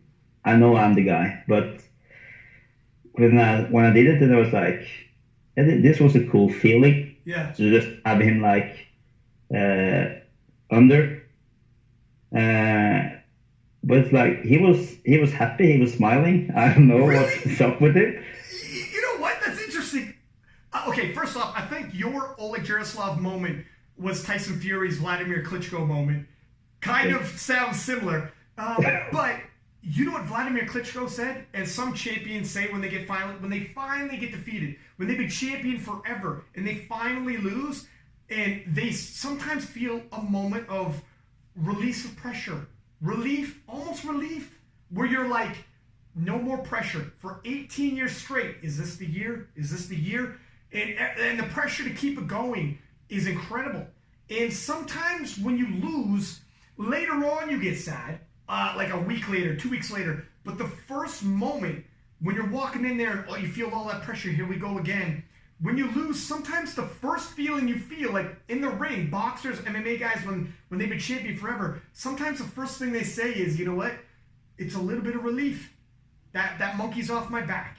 Wasn't that the same as with Jen Thompson? Didn't she say that before the Nationals or something? Yeah, yes, she did. Yes, on this podcast. She actually said that. She said, I swear to God, I felt, because she had never lost a national title. She's in her 40s. She's like, and everyone's like, is it going to be now? Is it going to be now? When we had Kimberly Walford on here, we're like, Kimberly, you have never lost a world or national title you've been in. Never. Like, how's that pressure? How do you not have a bad day? And she's like, I don't know. It just is the way it is.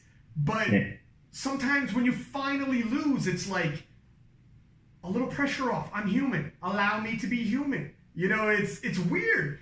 Maybe down the line, a couple weeks later, you're upset. But, when you tell me Jaroslaw looked a little, like, not like you thought he would, he's a little happy, I can see that.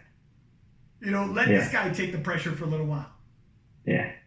I'm kind of sad that I couldn't have that feeling in Sweden, because I just wish that I came there and had something to give. Yeah. Like give it a fight. Yeah. I'm when I was on the podcast, I was just hoping to some magic just had to happen. When I get in the competition, things will happen. I will get some more strength. Yeah. And it didn't happen. Yeah. I felt on the first one, I was like, okay, there's no magic here. It's let's just do 9 lifts and just go home. It is what it is. Well, you know what? I know you mean where it's okay to come in second, take a silver. If you gave it your all and had a wicked day, you have 9 for 9, you had a big push, you're like, all right, cool. Hey, you know what? He had the biggest total ever. No one else was going to beat him either. I didn't beat him. Nobody was going to beat him. Whatever. It is what it is. You feel okay about it because you gave 100%. But when you leave and you're like, man, some people watched that and thought that was my 100. Some people watched that and congratulated me. And you're like, when you had that's the worst part, really. That's man. second place. Yeah. It's like when I'm home from competition, maybe it's like a regional meet or something, and people are like, "Did you won?" I was like, "Yeah, I won." They're just like, "Oh my god, that's crazy." I was like, "Yeah, it's not that crazy." And they're just like, "It's the sickest thing I've ever heard." And people are like, you're like, I'm like, okay, like, you don't know shit. You know I'm a world champion, right? I'm supposed to win these. Yeah, people, yeah. Most of the people don't know like how it is.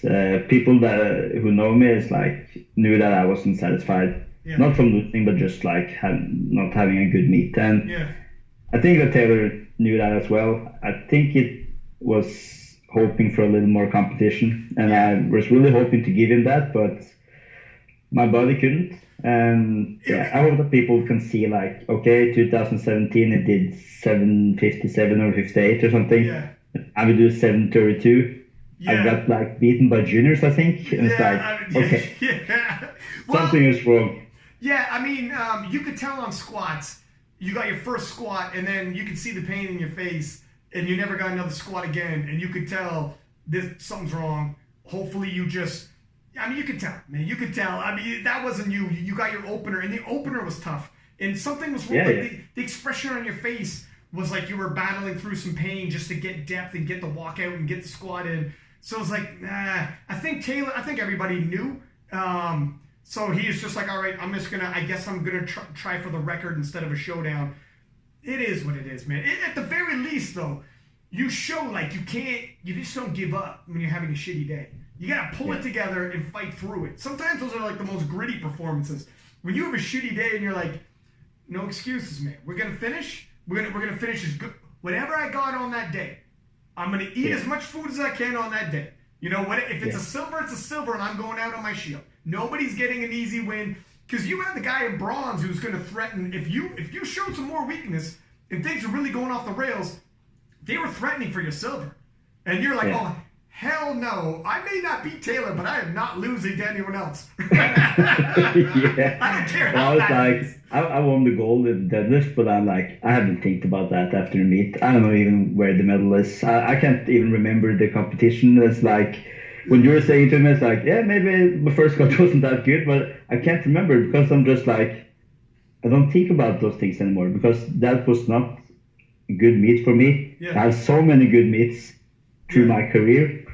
It's like when people are coming now, it's like, I had one bad meet. I started in 2018. I'm like, okay, in 2018, I've done this for 10 years. And it really have like gone through the whole way.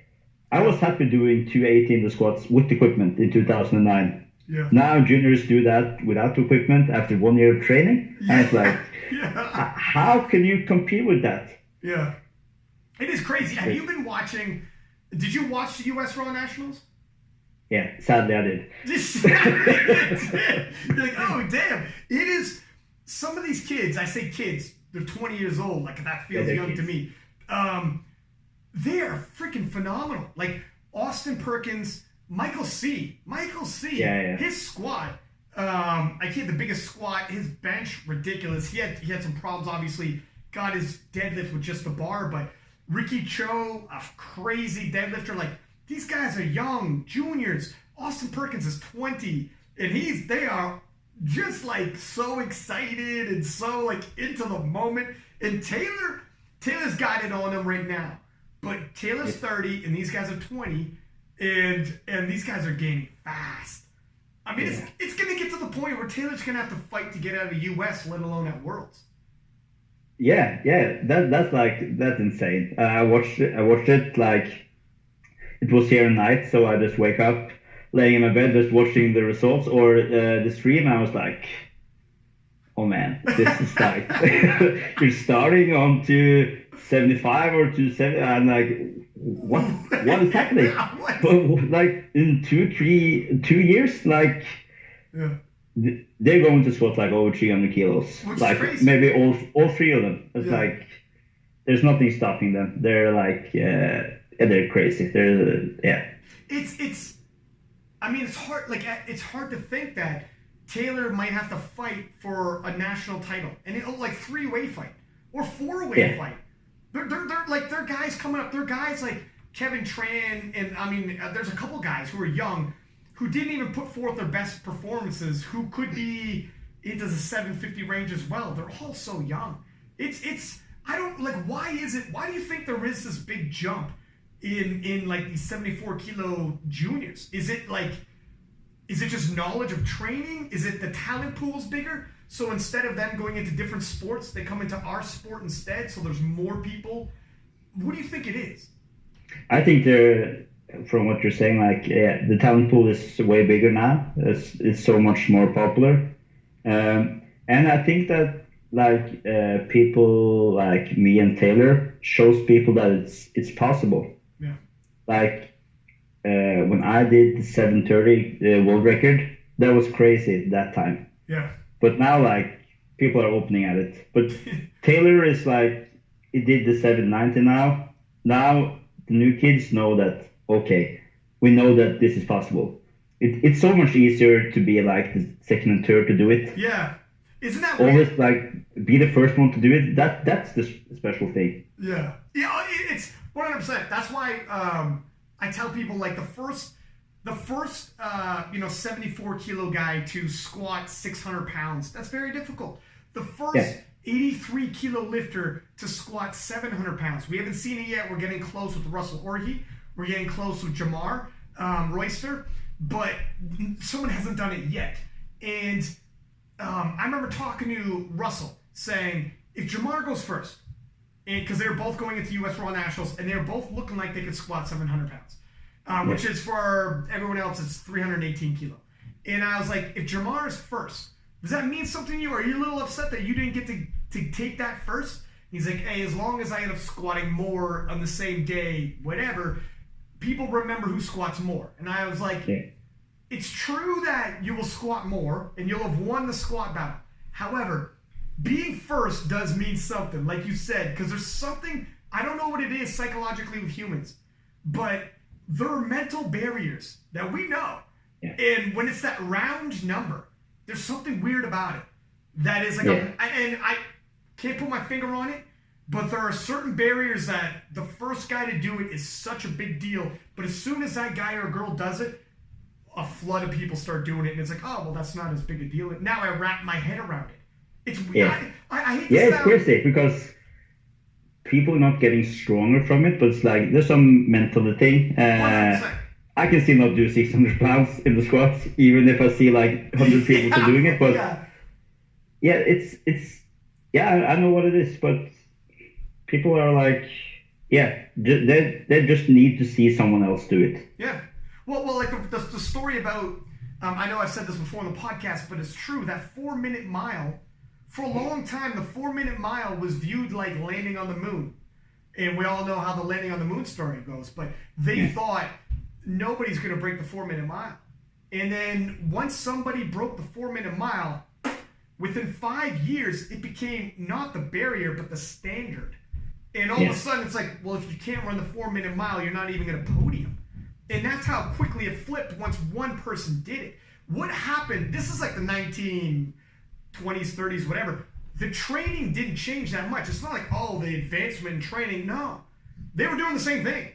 There was no major advancement in training. It was like the sport got uber more popular either. It's just mentally people were like, I saw you do it, and now that's my goal, as opposed to me setting sights lower. And that's what's going on in the U.S. right now. These 74 kilo guys, they're all juniors, and they're pushing each other to crazy. Man, Austin Perkins is 20 years old, and he's like, I want to see an 800 kilo total. It's like next year maybe? Okay.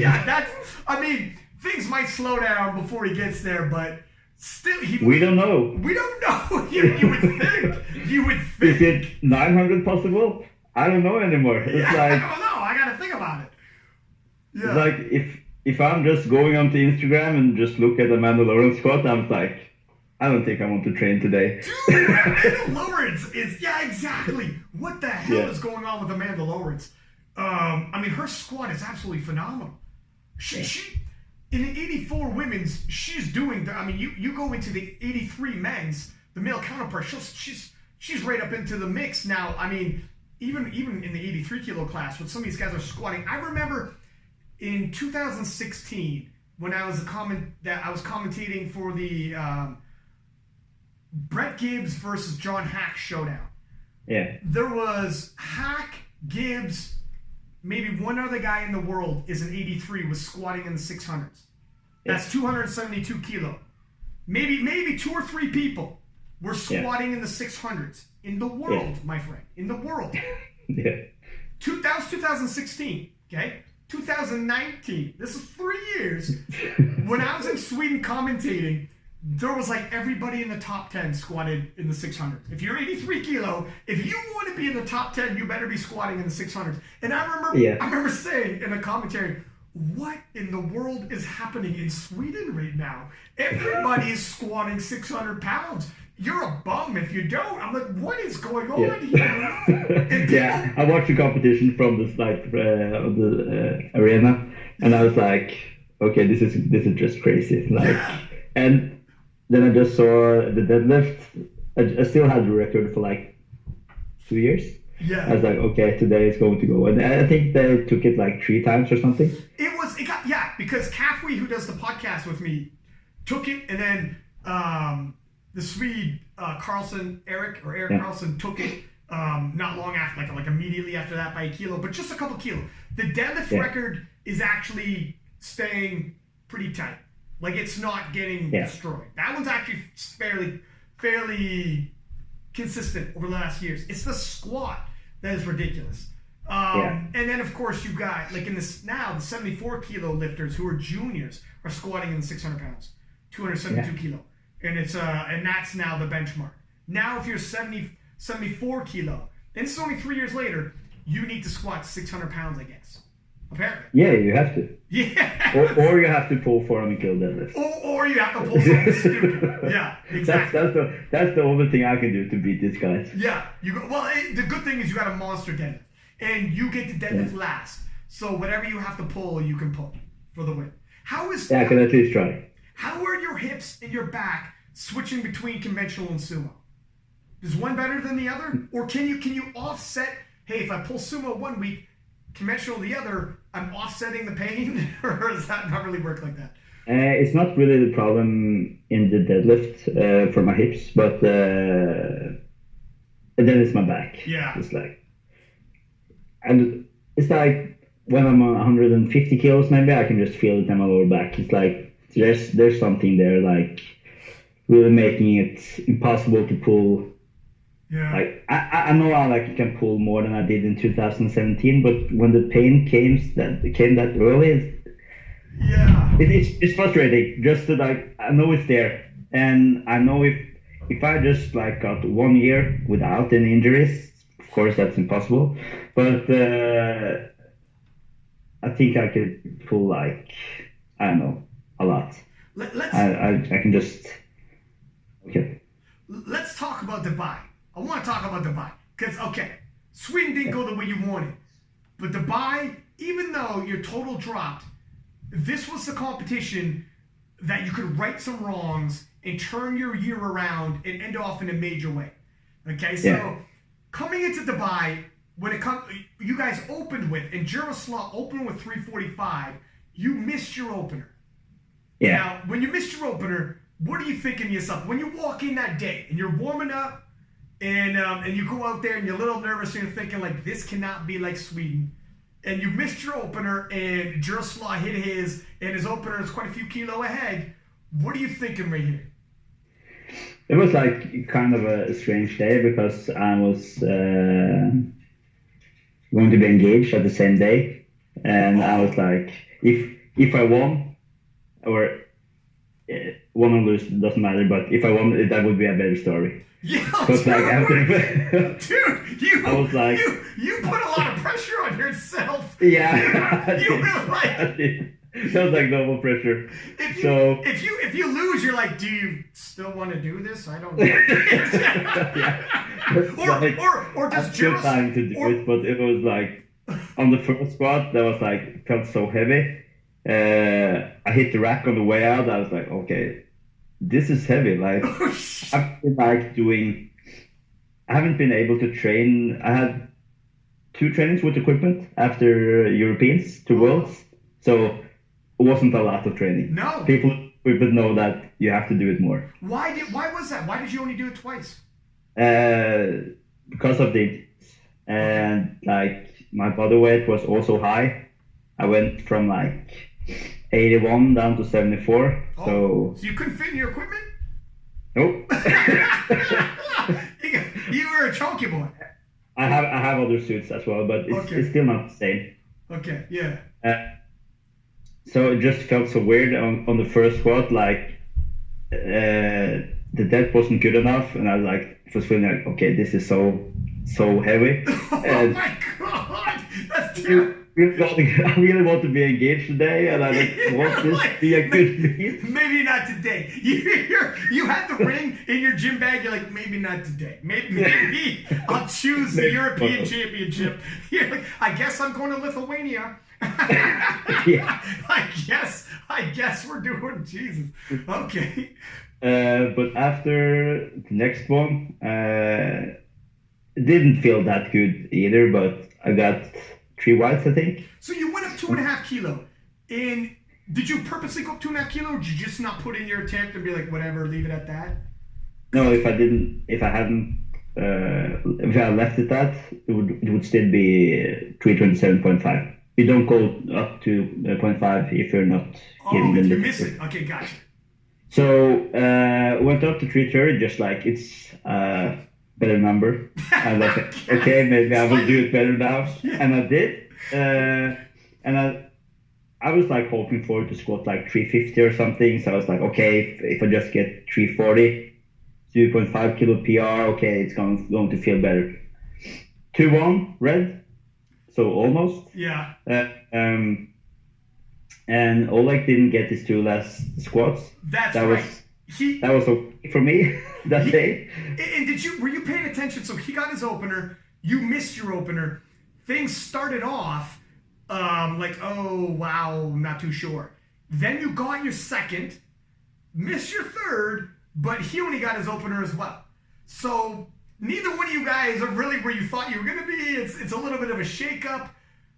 After squats, I'm sure you looked over and took a look, because were you confident? Were you kind of, because it was far from sure yet?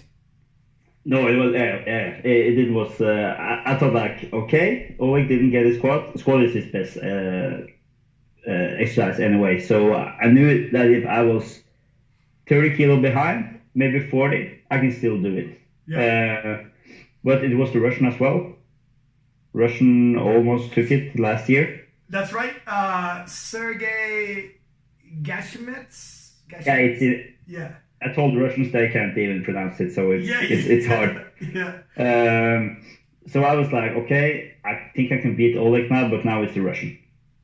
He had like 335, I think.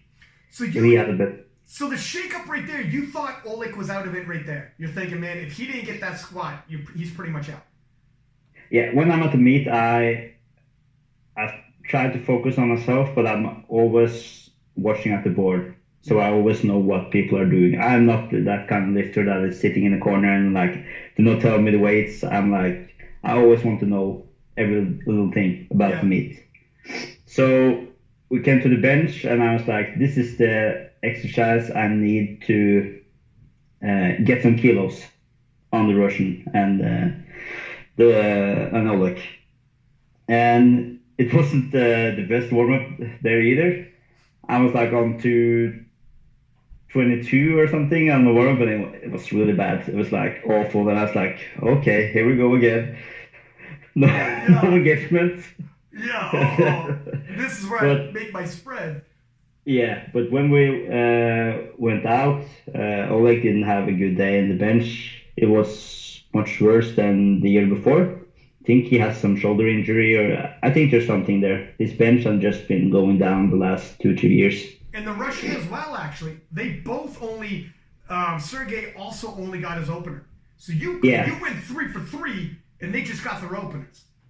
Yeah, and I watched the Russian from some lifts he lifted at the Nationals in April or something, and he did 830. And I watched the movie, and it's like he was really hurt. He had like problems going out with 315 kilos in squat. His deadlift wasn't good, so I was like thinking, okay, maybe he's not in that good shape. Yeah. But he was in much better shape now. But it's kind of hard to see if he got 10 kilos more than he got. It's really explosive. So it's like, you see the bench is like flying up. Yeah, but he didn't get his second and third, I think. He missed those two, right? He missed them. Yeah. That's right. Yeah. Did he only get like 3 good attempts? So he got his second and third squat, his first bench. He got his first bench, so that's 3.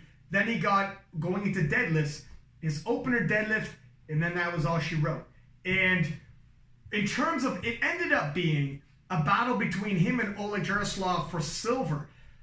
The difference being, he got his opening dead, and with that, he had an 860 total, and Jaroslaw did not miss, despite missing 2 squats out of 3, 2 benches out of 3.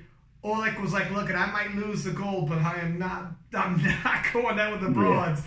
So he didn't miss a single deadlift, and he ended up equaling 860, but winning on body weight.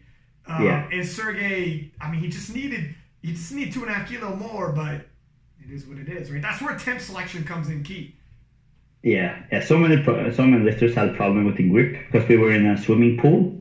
Like, we were lifting on a swimming pool. Well, so really? Wow. Yeah. Under there were like a 50-meter swimming pool. They just had something, I don't know, like big block over. So I didn't think that was really good for the grip, like for the humidity. Oh, okay, so, gotcha. Yeah. I don't know. Many people said there was a problem. Someone didn't. I'm not sure, but I felt it on the warm-up on 260. I was like, oh shit, what is happening with my hands? I was like, what? And deadlift is really, and you're a massive deadlifter, you're going to cover a lot of ground in your deadlift and really take it away from these guys. Like going into the deadlifts, how confident were you that you were going to take the lead? Where did you think you were looking at it? We were starting on 310 at I did at 310, and that was like, I was a little afraid of the grip. That haven't been a problem for me for many years.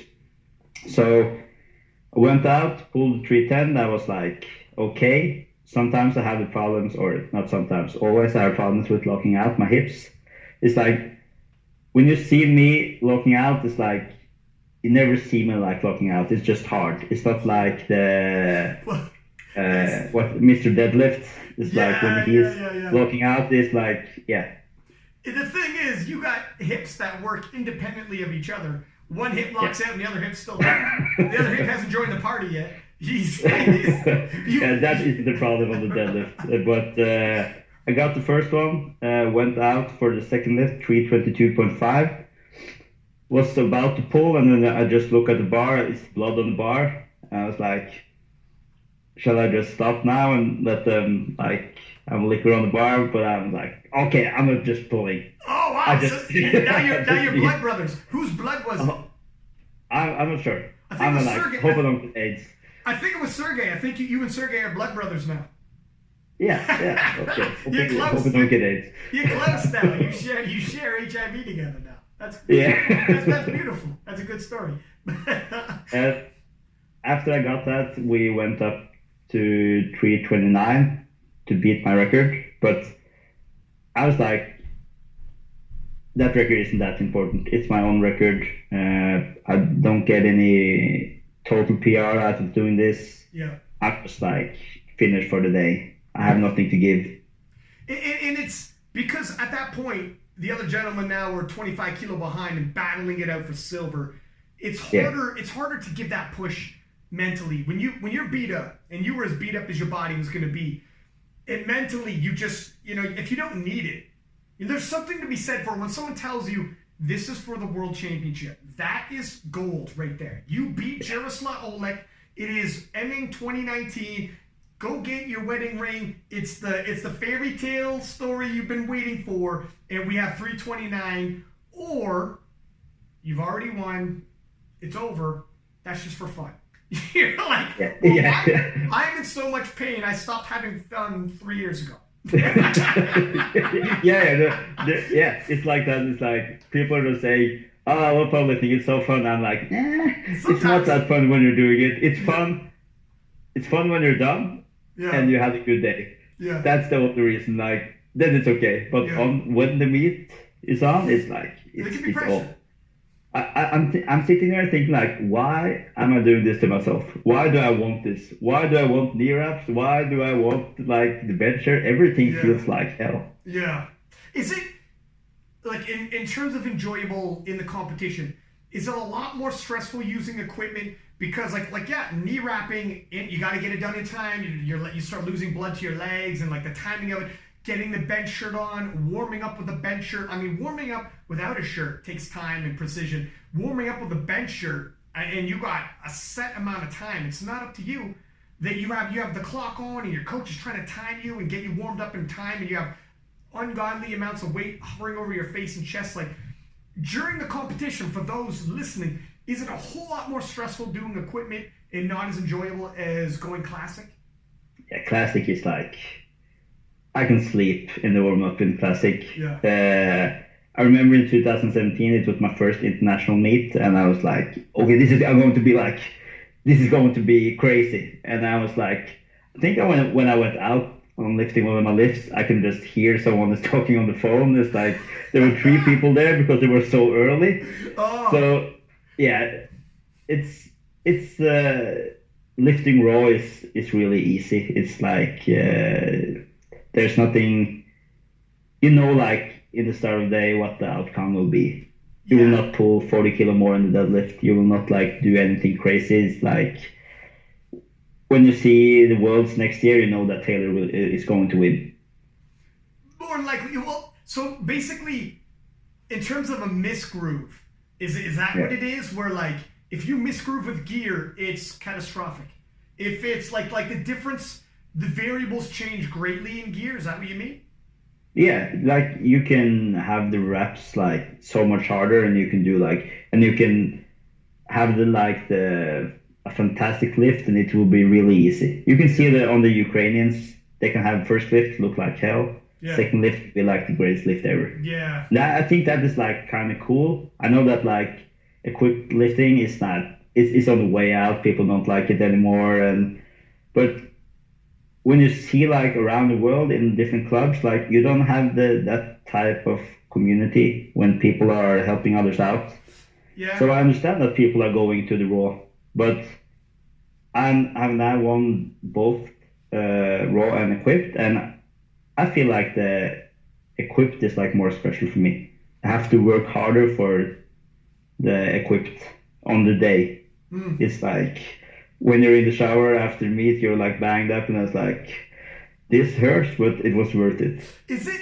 I think probably the biggest thing with equipped is a bench shirt. The bench shirt looks the most awkward in terms of like viewing for someone who's not into equipment. The squat looks similar. It's a squat. The suit doesn't look crazy because it's kind of like a thick singlet. Essentially, it is. Knee wraps. People are used to seeing knee wraps. Even they have raw with wraps in some federations. We're used to that. Deadlift. A deadlift suit is not going to change a deadlift all that much. You can get some weight out of it, but it's not crazy. It's not crazy. No. People wrap their heads around it. Again, it visually looks like a singlet, so it looks normal. But a bench shirt is guys can't put their arms down, girls can't put their arms down, and people get off put by the way it looks, and it doesn't look right to them. And I think equipped powerlifting, if they didn't, even if they just took out the bench shirts, I bet you equipped powerlifting would be a whole lot more healthy. In terms of people watching and being into it, probably more viewer friendly because they could wrap their heads around it and be like, well, it's still pretty close. It's close enough anyways. But I think the bench shirt is such a crazy intangible. Like, if you put on a bench shirt, you're like, this isn't even the same sport. Right? Like, if someone who's never used it before tried a bench shirt, they'd be like, what the hell is happening right now? It's crazy. It's difficult.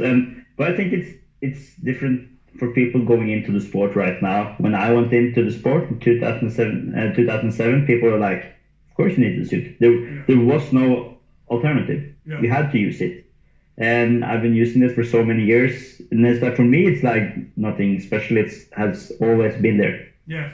But of course, when you start now, of course you will go for the raw. Yeah.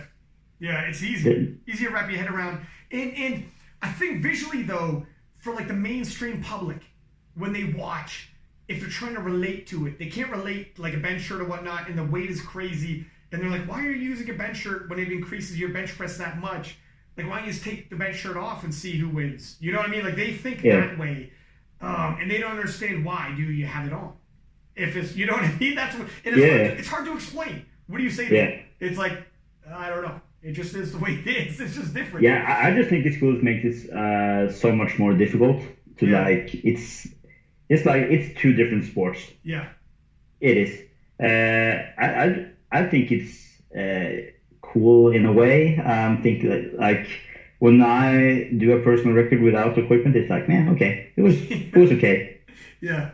It wasn't that hard, but when I'm like benching 250 to 60 with equipment, it's like, it's so much harder. It's so much like, it's scarier though, isn't it? Like, yeah, it's scary. Yeah, I can feel. I feel that I'm dying on every lift, but still, it's cool. Yeah, like it is. If that goes wrong, 250 kilos over your face, like that, it is a little bit. It's a whole nother ball game that way. Yeah, it is. So after you won the World Championships, you finished 2019 the way you wanted to. You beat Jaroslaw Olech, and then he had a battle as well for silver medal. What was the feeling when you realized I am the 74 kilo world champion now? Despite everything you had gone through, you got the ring in your bag. Walk me through the feeling of winning and then proposing to your now fiance. It was like really a relief, just like have this done. I've been thinking for it so many years, and after the meet was done, we went to the hotel.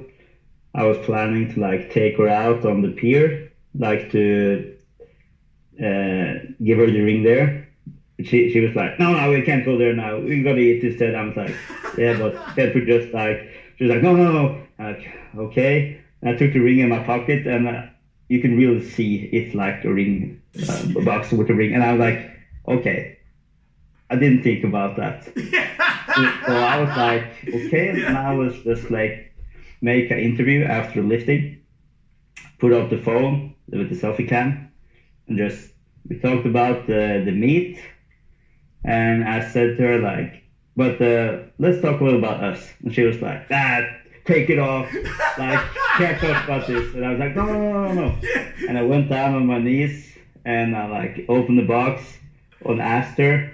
And I couldn't like finish it. I was like, tears were coming, and she was starting crying. I was starting crying, and it was a really fun moment. Yeah. Like, yeah. And now we have it on the video, so that was perfect. No kidding, man. Dude, you got to, have you posted this? Are you going to post that video? No. Okay, that's fair. I was going to say, I'll repost if you post, but that's amazing. Yeah, you probably do. But, yeah. Wow, man. Maybe that is your signature performance. Maybe that is the big, I was just talking about how, earlier in the same conversation, how you'll never have that one competition that was like, that's the one, that's the perfect one. You know what? I mean, that kind of, I don't know if you'll ever replicate that story, man. That was a perfect day for me, like, in the whole, like, I was like, if I didn't win this, it would still be like, okay, powerlifting isn't that, it's still a big share of my life, but it's not as huge as it was before, but still, like, there comes something after powerlifting, and that's like a family, it puts in perspective. So, yeah, but then when I won as well, it was like, it was really special. And there was someone who like posted Jaroslaw's good lift, like his profile, and you can only see like first places. Yeah. And that's, okay, this is special. Yeah. And it was special also because the Russian didn't beat him. Yeah. Still the same, but still didn't beat him. So I am the only one beating him. And that's, I'm going down in history for that. Yes. That's the thing. And it had to be, you're right. If Sergey beat him, it would have been two guys beat him that year, and it would have been as big. Now you are the only one to beat Olech for an IPF world title and Taylor for an IPF world title. You beat both of them for a world title in both classes. And not to mention, like, the guy you beat for the world title, Olech, that's like beating, ending Muhammad Ali's reign. And then at the very end, and going into this, it's almost like I like the way you put it. It's like a metaphor in terms of a story. Okay, if this is a story, in terms of like a metaphor for life, and I love sports metaphors for life. Everyone loves that story where it's about sport, but there's a bigger picture to it. And you're going into this, and the doctors are like, the end's coming. Two bad hips, the end's coming. And the way you had said, you wanted to end on your own terms. You had lofty goals. You had the most dominant champion of all time, and you just beat him for the world championships. The only man in history to beat both those guys. And when you turn around, you propose to your wife, and you said that was like a life goal for after powerlifting as well. It almost helps. So the easement. Now when you look ahead in the future, you're like, I got more than powerlifting in my life. As a matter of fact, this is bigger than powerlifting. This is more important than powerlifting life in general. Yeah, of course. And it almost set it into right after the competition. Like, it almost puts it all in perspective. When you're leading into this world championship, you're facing all these questions. What am I if I'm not powerlifting? Who am I if I'm not a powerlifter? What goals do I have if I don't have powerlifting goals? And then to show up, hit that major goal you had, turn around, get proposed to your wife, and all of a sudden you're like, I got a whole lot more perspective. Like, going in there, I wasn't sure, and then winning and getting engaged in a whole nine, it's a little different coming out of it. Yeah. And I think maybe you're right with, like, this was my signature day, signature meet, because I will never have, like, that pressure on the same day. It will never have the double pressure. Dude, numbers are numbers. Who cares? Look, I'll tell you what right now. The only person who's going to care about the numbers are yourself and maybe 2 or 3 other people who even know what that means. Because there's some people in other weight classes don't even necessarily know, is that good for 74? And they're 83s. Like, some people don't even know. Numbers are numbers. To the rest of the world, when they hear your story, I won the world championships, beat the longest reigning world champion of all time, and got engaged that night. You don't get a better story than that, my friend. That's it. You should make a movie out of that. Dude, if you're like, I wish I had 15 more kilo. They're like, sure. It doesn't matter. Disney isn't like, we were going to do the movie until we found out you didn't hit 900. Right? Like, now we're not going to. No one knows what that means. You're right. Yeah. So, that's bigger perspective too in life. So looking at this, now you've accomplished everything you've accomplished. And now that you can look back and be like, look, I've won multiple world titles in equipment, out of equipment. People might be like, well, who did you beat? Well, have you heard of Taylor Atwood? He's quite good. He's quite good. Have you heard of he's decent. Have you heard of Jaroslaw? Yeah, he's all right. I beat him as well. And you've done everything you've accomplished. And knowing everything that, like, in terms of the injuries and whatnot, what are your plans for the future? Are you telling yourself, we touched up on a little bit, but are the things that you want to hit before you leave? Is there numbers? Is it titles? Or is it, I'm going to take it meet by meet, whatever happens, happens. Now I'm having fun because I've inflated my resume and nobody else has done what I've done. Well, how do you see it? I'm not like 100% sure yet. I haven't really talked to my coach after the meet, but I think I want to lift at Europeans, try to beat the record, like do 920, 930, just like to show some of my potential. Yeah. If I'm not sure what I'm thinking about it yet, but if I can do that, maybe I will go up to the 83. I have a world title now in both the 83 and the 74, but maybe for like just to feel better, I maybe will go up in 83 because we had the Worlds in Norway in 2020. So home court. Yeah, that was when I won in 2013. That was the same place. So that was like a special thing. Is this? Hey, look, I'm not trying to write your movie for you, okay? I'm not trying to write this movie, but all I'm saying is And I'm also not trying to retire you here, but all I'm saying is, how much of a movie is that if you end it the same way you started it, in the same place in Norway? But you might be too young to think about this, but I'm just saying this is a crazy coincidence. Yeah, the biggest problem about that is that the World Games is the year after. Yeah, so I can't quit now. I need like the title now in 2020, and I got the silver in the World Games 2013, and I think I need a gold in the World Games as well. Just like then I have done it all. Yeah. Maybe after that I will think I'm satisfied. Probably not, because dude, I will never be. Man, I feel like you're going to keep saying, but then again in 2022, there's always, Austin Perkins is looking good. Maybe the kid's going to push him. There's always something, right? Yeah, I have maybe like 2 Europeans, nationals with equipment, and worlds with equipment next year, I think. And I hope that I can like train so good the next year that I can try to do the raw lifting again. I really want to like lift against Taylor again, but then lift with a body that can take it. Yeah. Not coming like doing 700, but like do 800 plus. Yeah. I mean, at this point, for what it's going to do to your body, the way it's going to beat up your body, it's almost not worth it to put it through that if you're going to be disappointed with the performance. Yeah. If it's not. So those are the future goals. And when is that then? The next European equipped? When is that? That's Marchish or May, I think. May? Okay. Yeah. So, and is there anything in the meantime before that, or just rest up and keep the body in shape? Yeah, try to get the body in shape. Try to that I can pull 300 kilos in training again without feeling any pain. Yeah. Like, I can't remember the last time I felt that. You were a kid. yeah, when I was a kid. Yeah, when I was like Austin, maybe. Yeah. Yeah.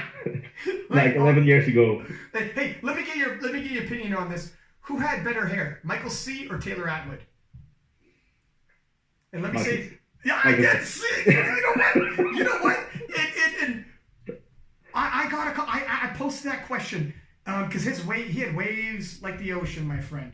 Beautiful. Yeah. And Russell Orr, he actually messaged me and he said, my friend, do you know how hard it is for a black man to get those waves? Not hundreds, thousands of brushes to get it as perfect as that. Taylor wakes up, throws a little product. He's got his hair on point. Yeah. What Michael put into his hair, and I was like, hey man, I'm sold. You know what I mean?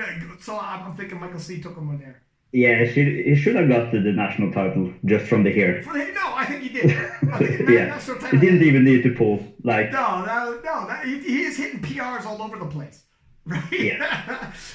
Well, when we talk, just like when I just got to think about it, at the Europeans now, at the raw meat. Yeah. You remember the guy in 2016 that took Olech? No, took Taylor as well. The guy from Belarus? Yes. He is back now. Well, okay. I actually want to get your opinion on that because in like 15 minutes, I got a preview show for the European Championship. So I actually want to get your opinion on some of the European Championships. Yeah. Do you have some picks there? Who should we be looking out for anyone listening? I just need to look at. Take a little look. Let's take a little look. See. Let's see here. Because in the 83s, we got the Swede we were talking about with the world record deadlift. We also got Owen Hubbard.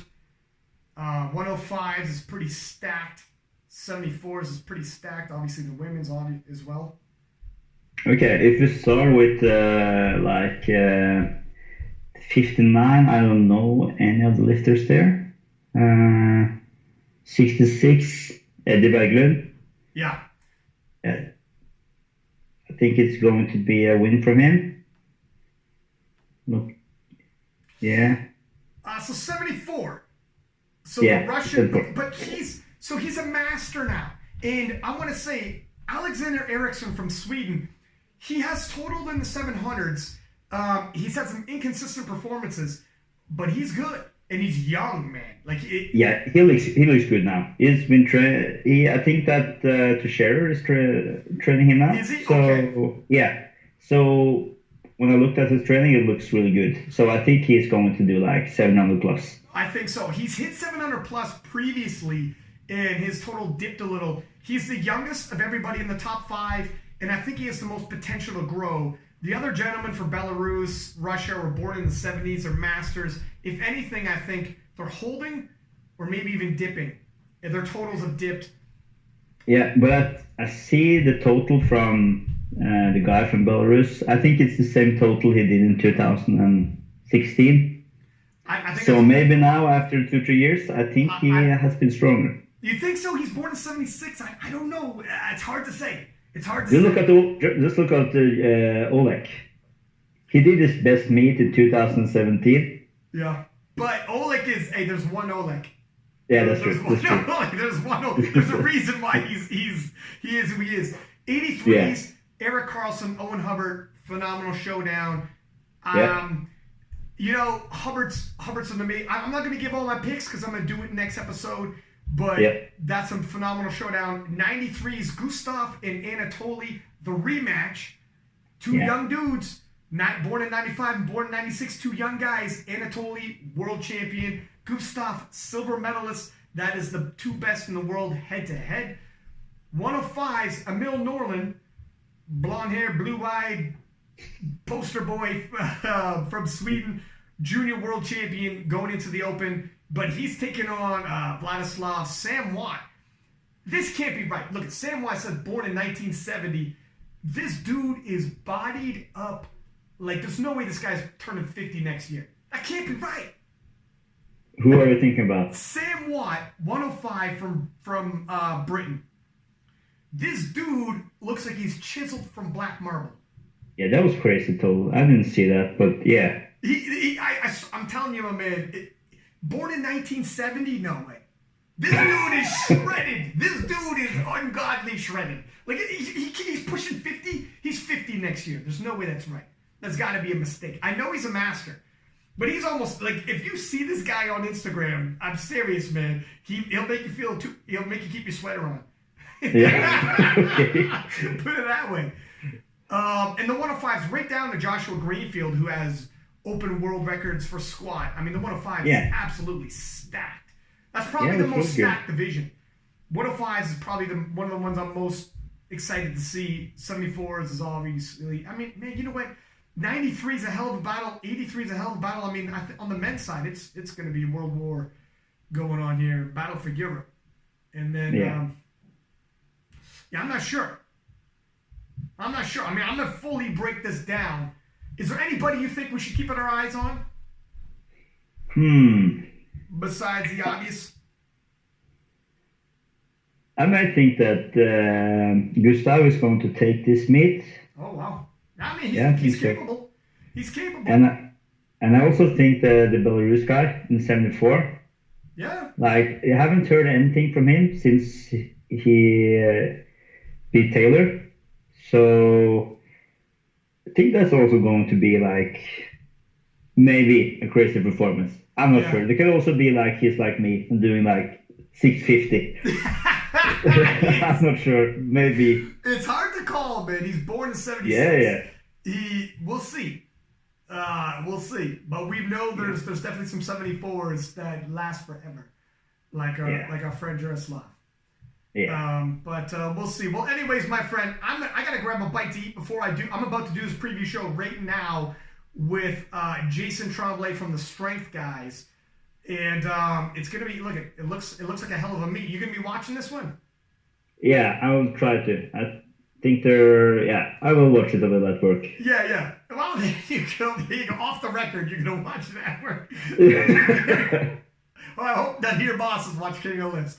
But sounds good. Listen, much appreciated for you to come on here, my friend. You had a phenomenal 2019. It's a beautiful story. It almost makes what happened in Sweden made what happened in Dubai an even better story. It's even stronger. It definitely makes it, like, it's more entertaining. It's more dramatic. If you were just winning and then you won everything, there's no drama. But the fact that you went through everything you went through, oh, and by the way, you had that ring in your pocket the whole time. I mean, it's an amazing story, my friend. So hats off to you. Congratulations. And keep in touch, man. We love the door's always open to come back. Yeah, thanks. Have a good one, buddy. See ya. And there is the 74 kilo champion, Kjell, dethroning Olech Jaroslaw in the 74 kilo open. That's with equipment. And like I said, I gotta go smash some food right quick because we got the European Championships rolling around. Don't go nowhere. Six Pack Lab, and please give us high ratings. Put this up in your Instagram stories and tell everybody about it because guys like my man Kjell deserve it. Until next time, peace.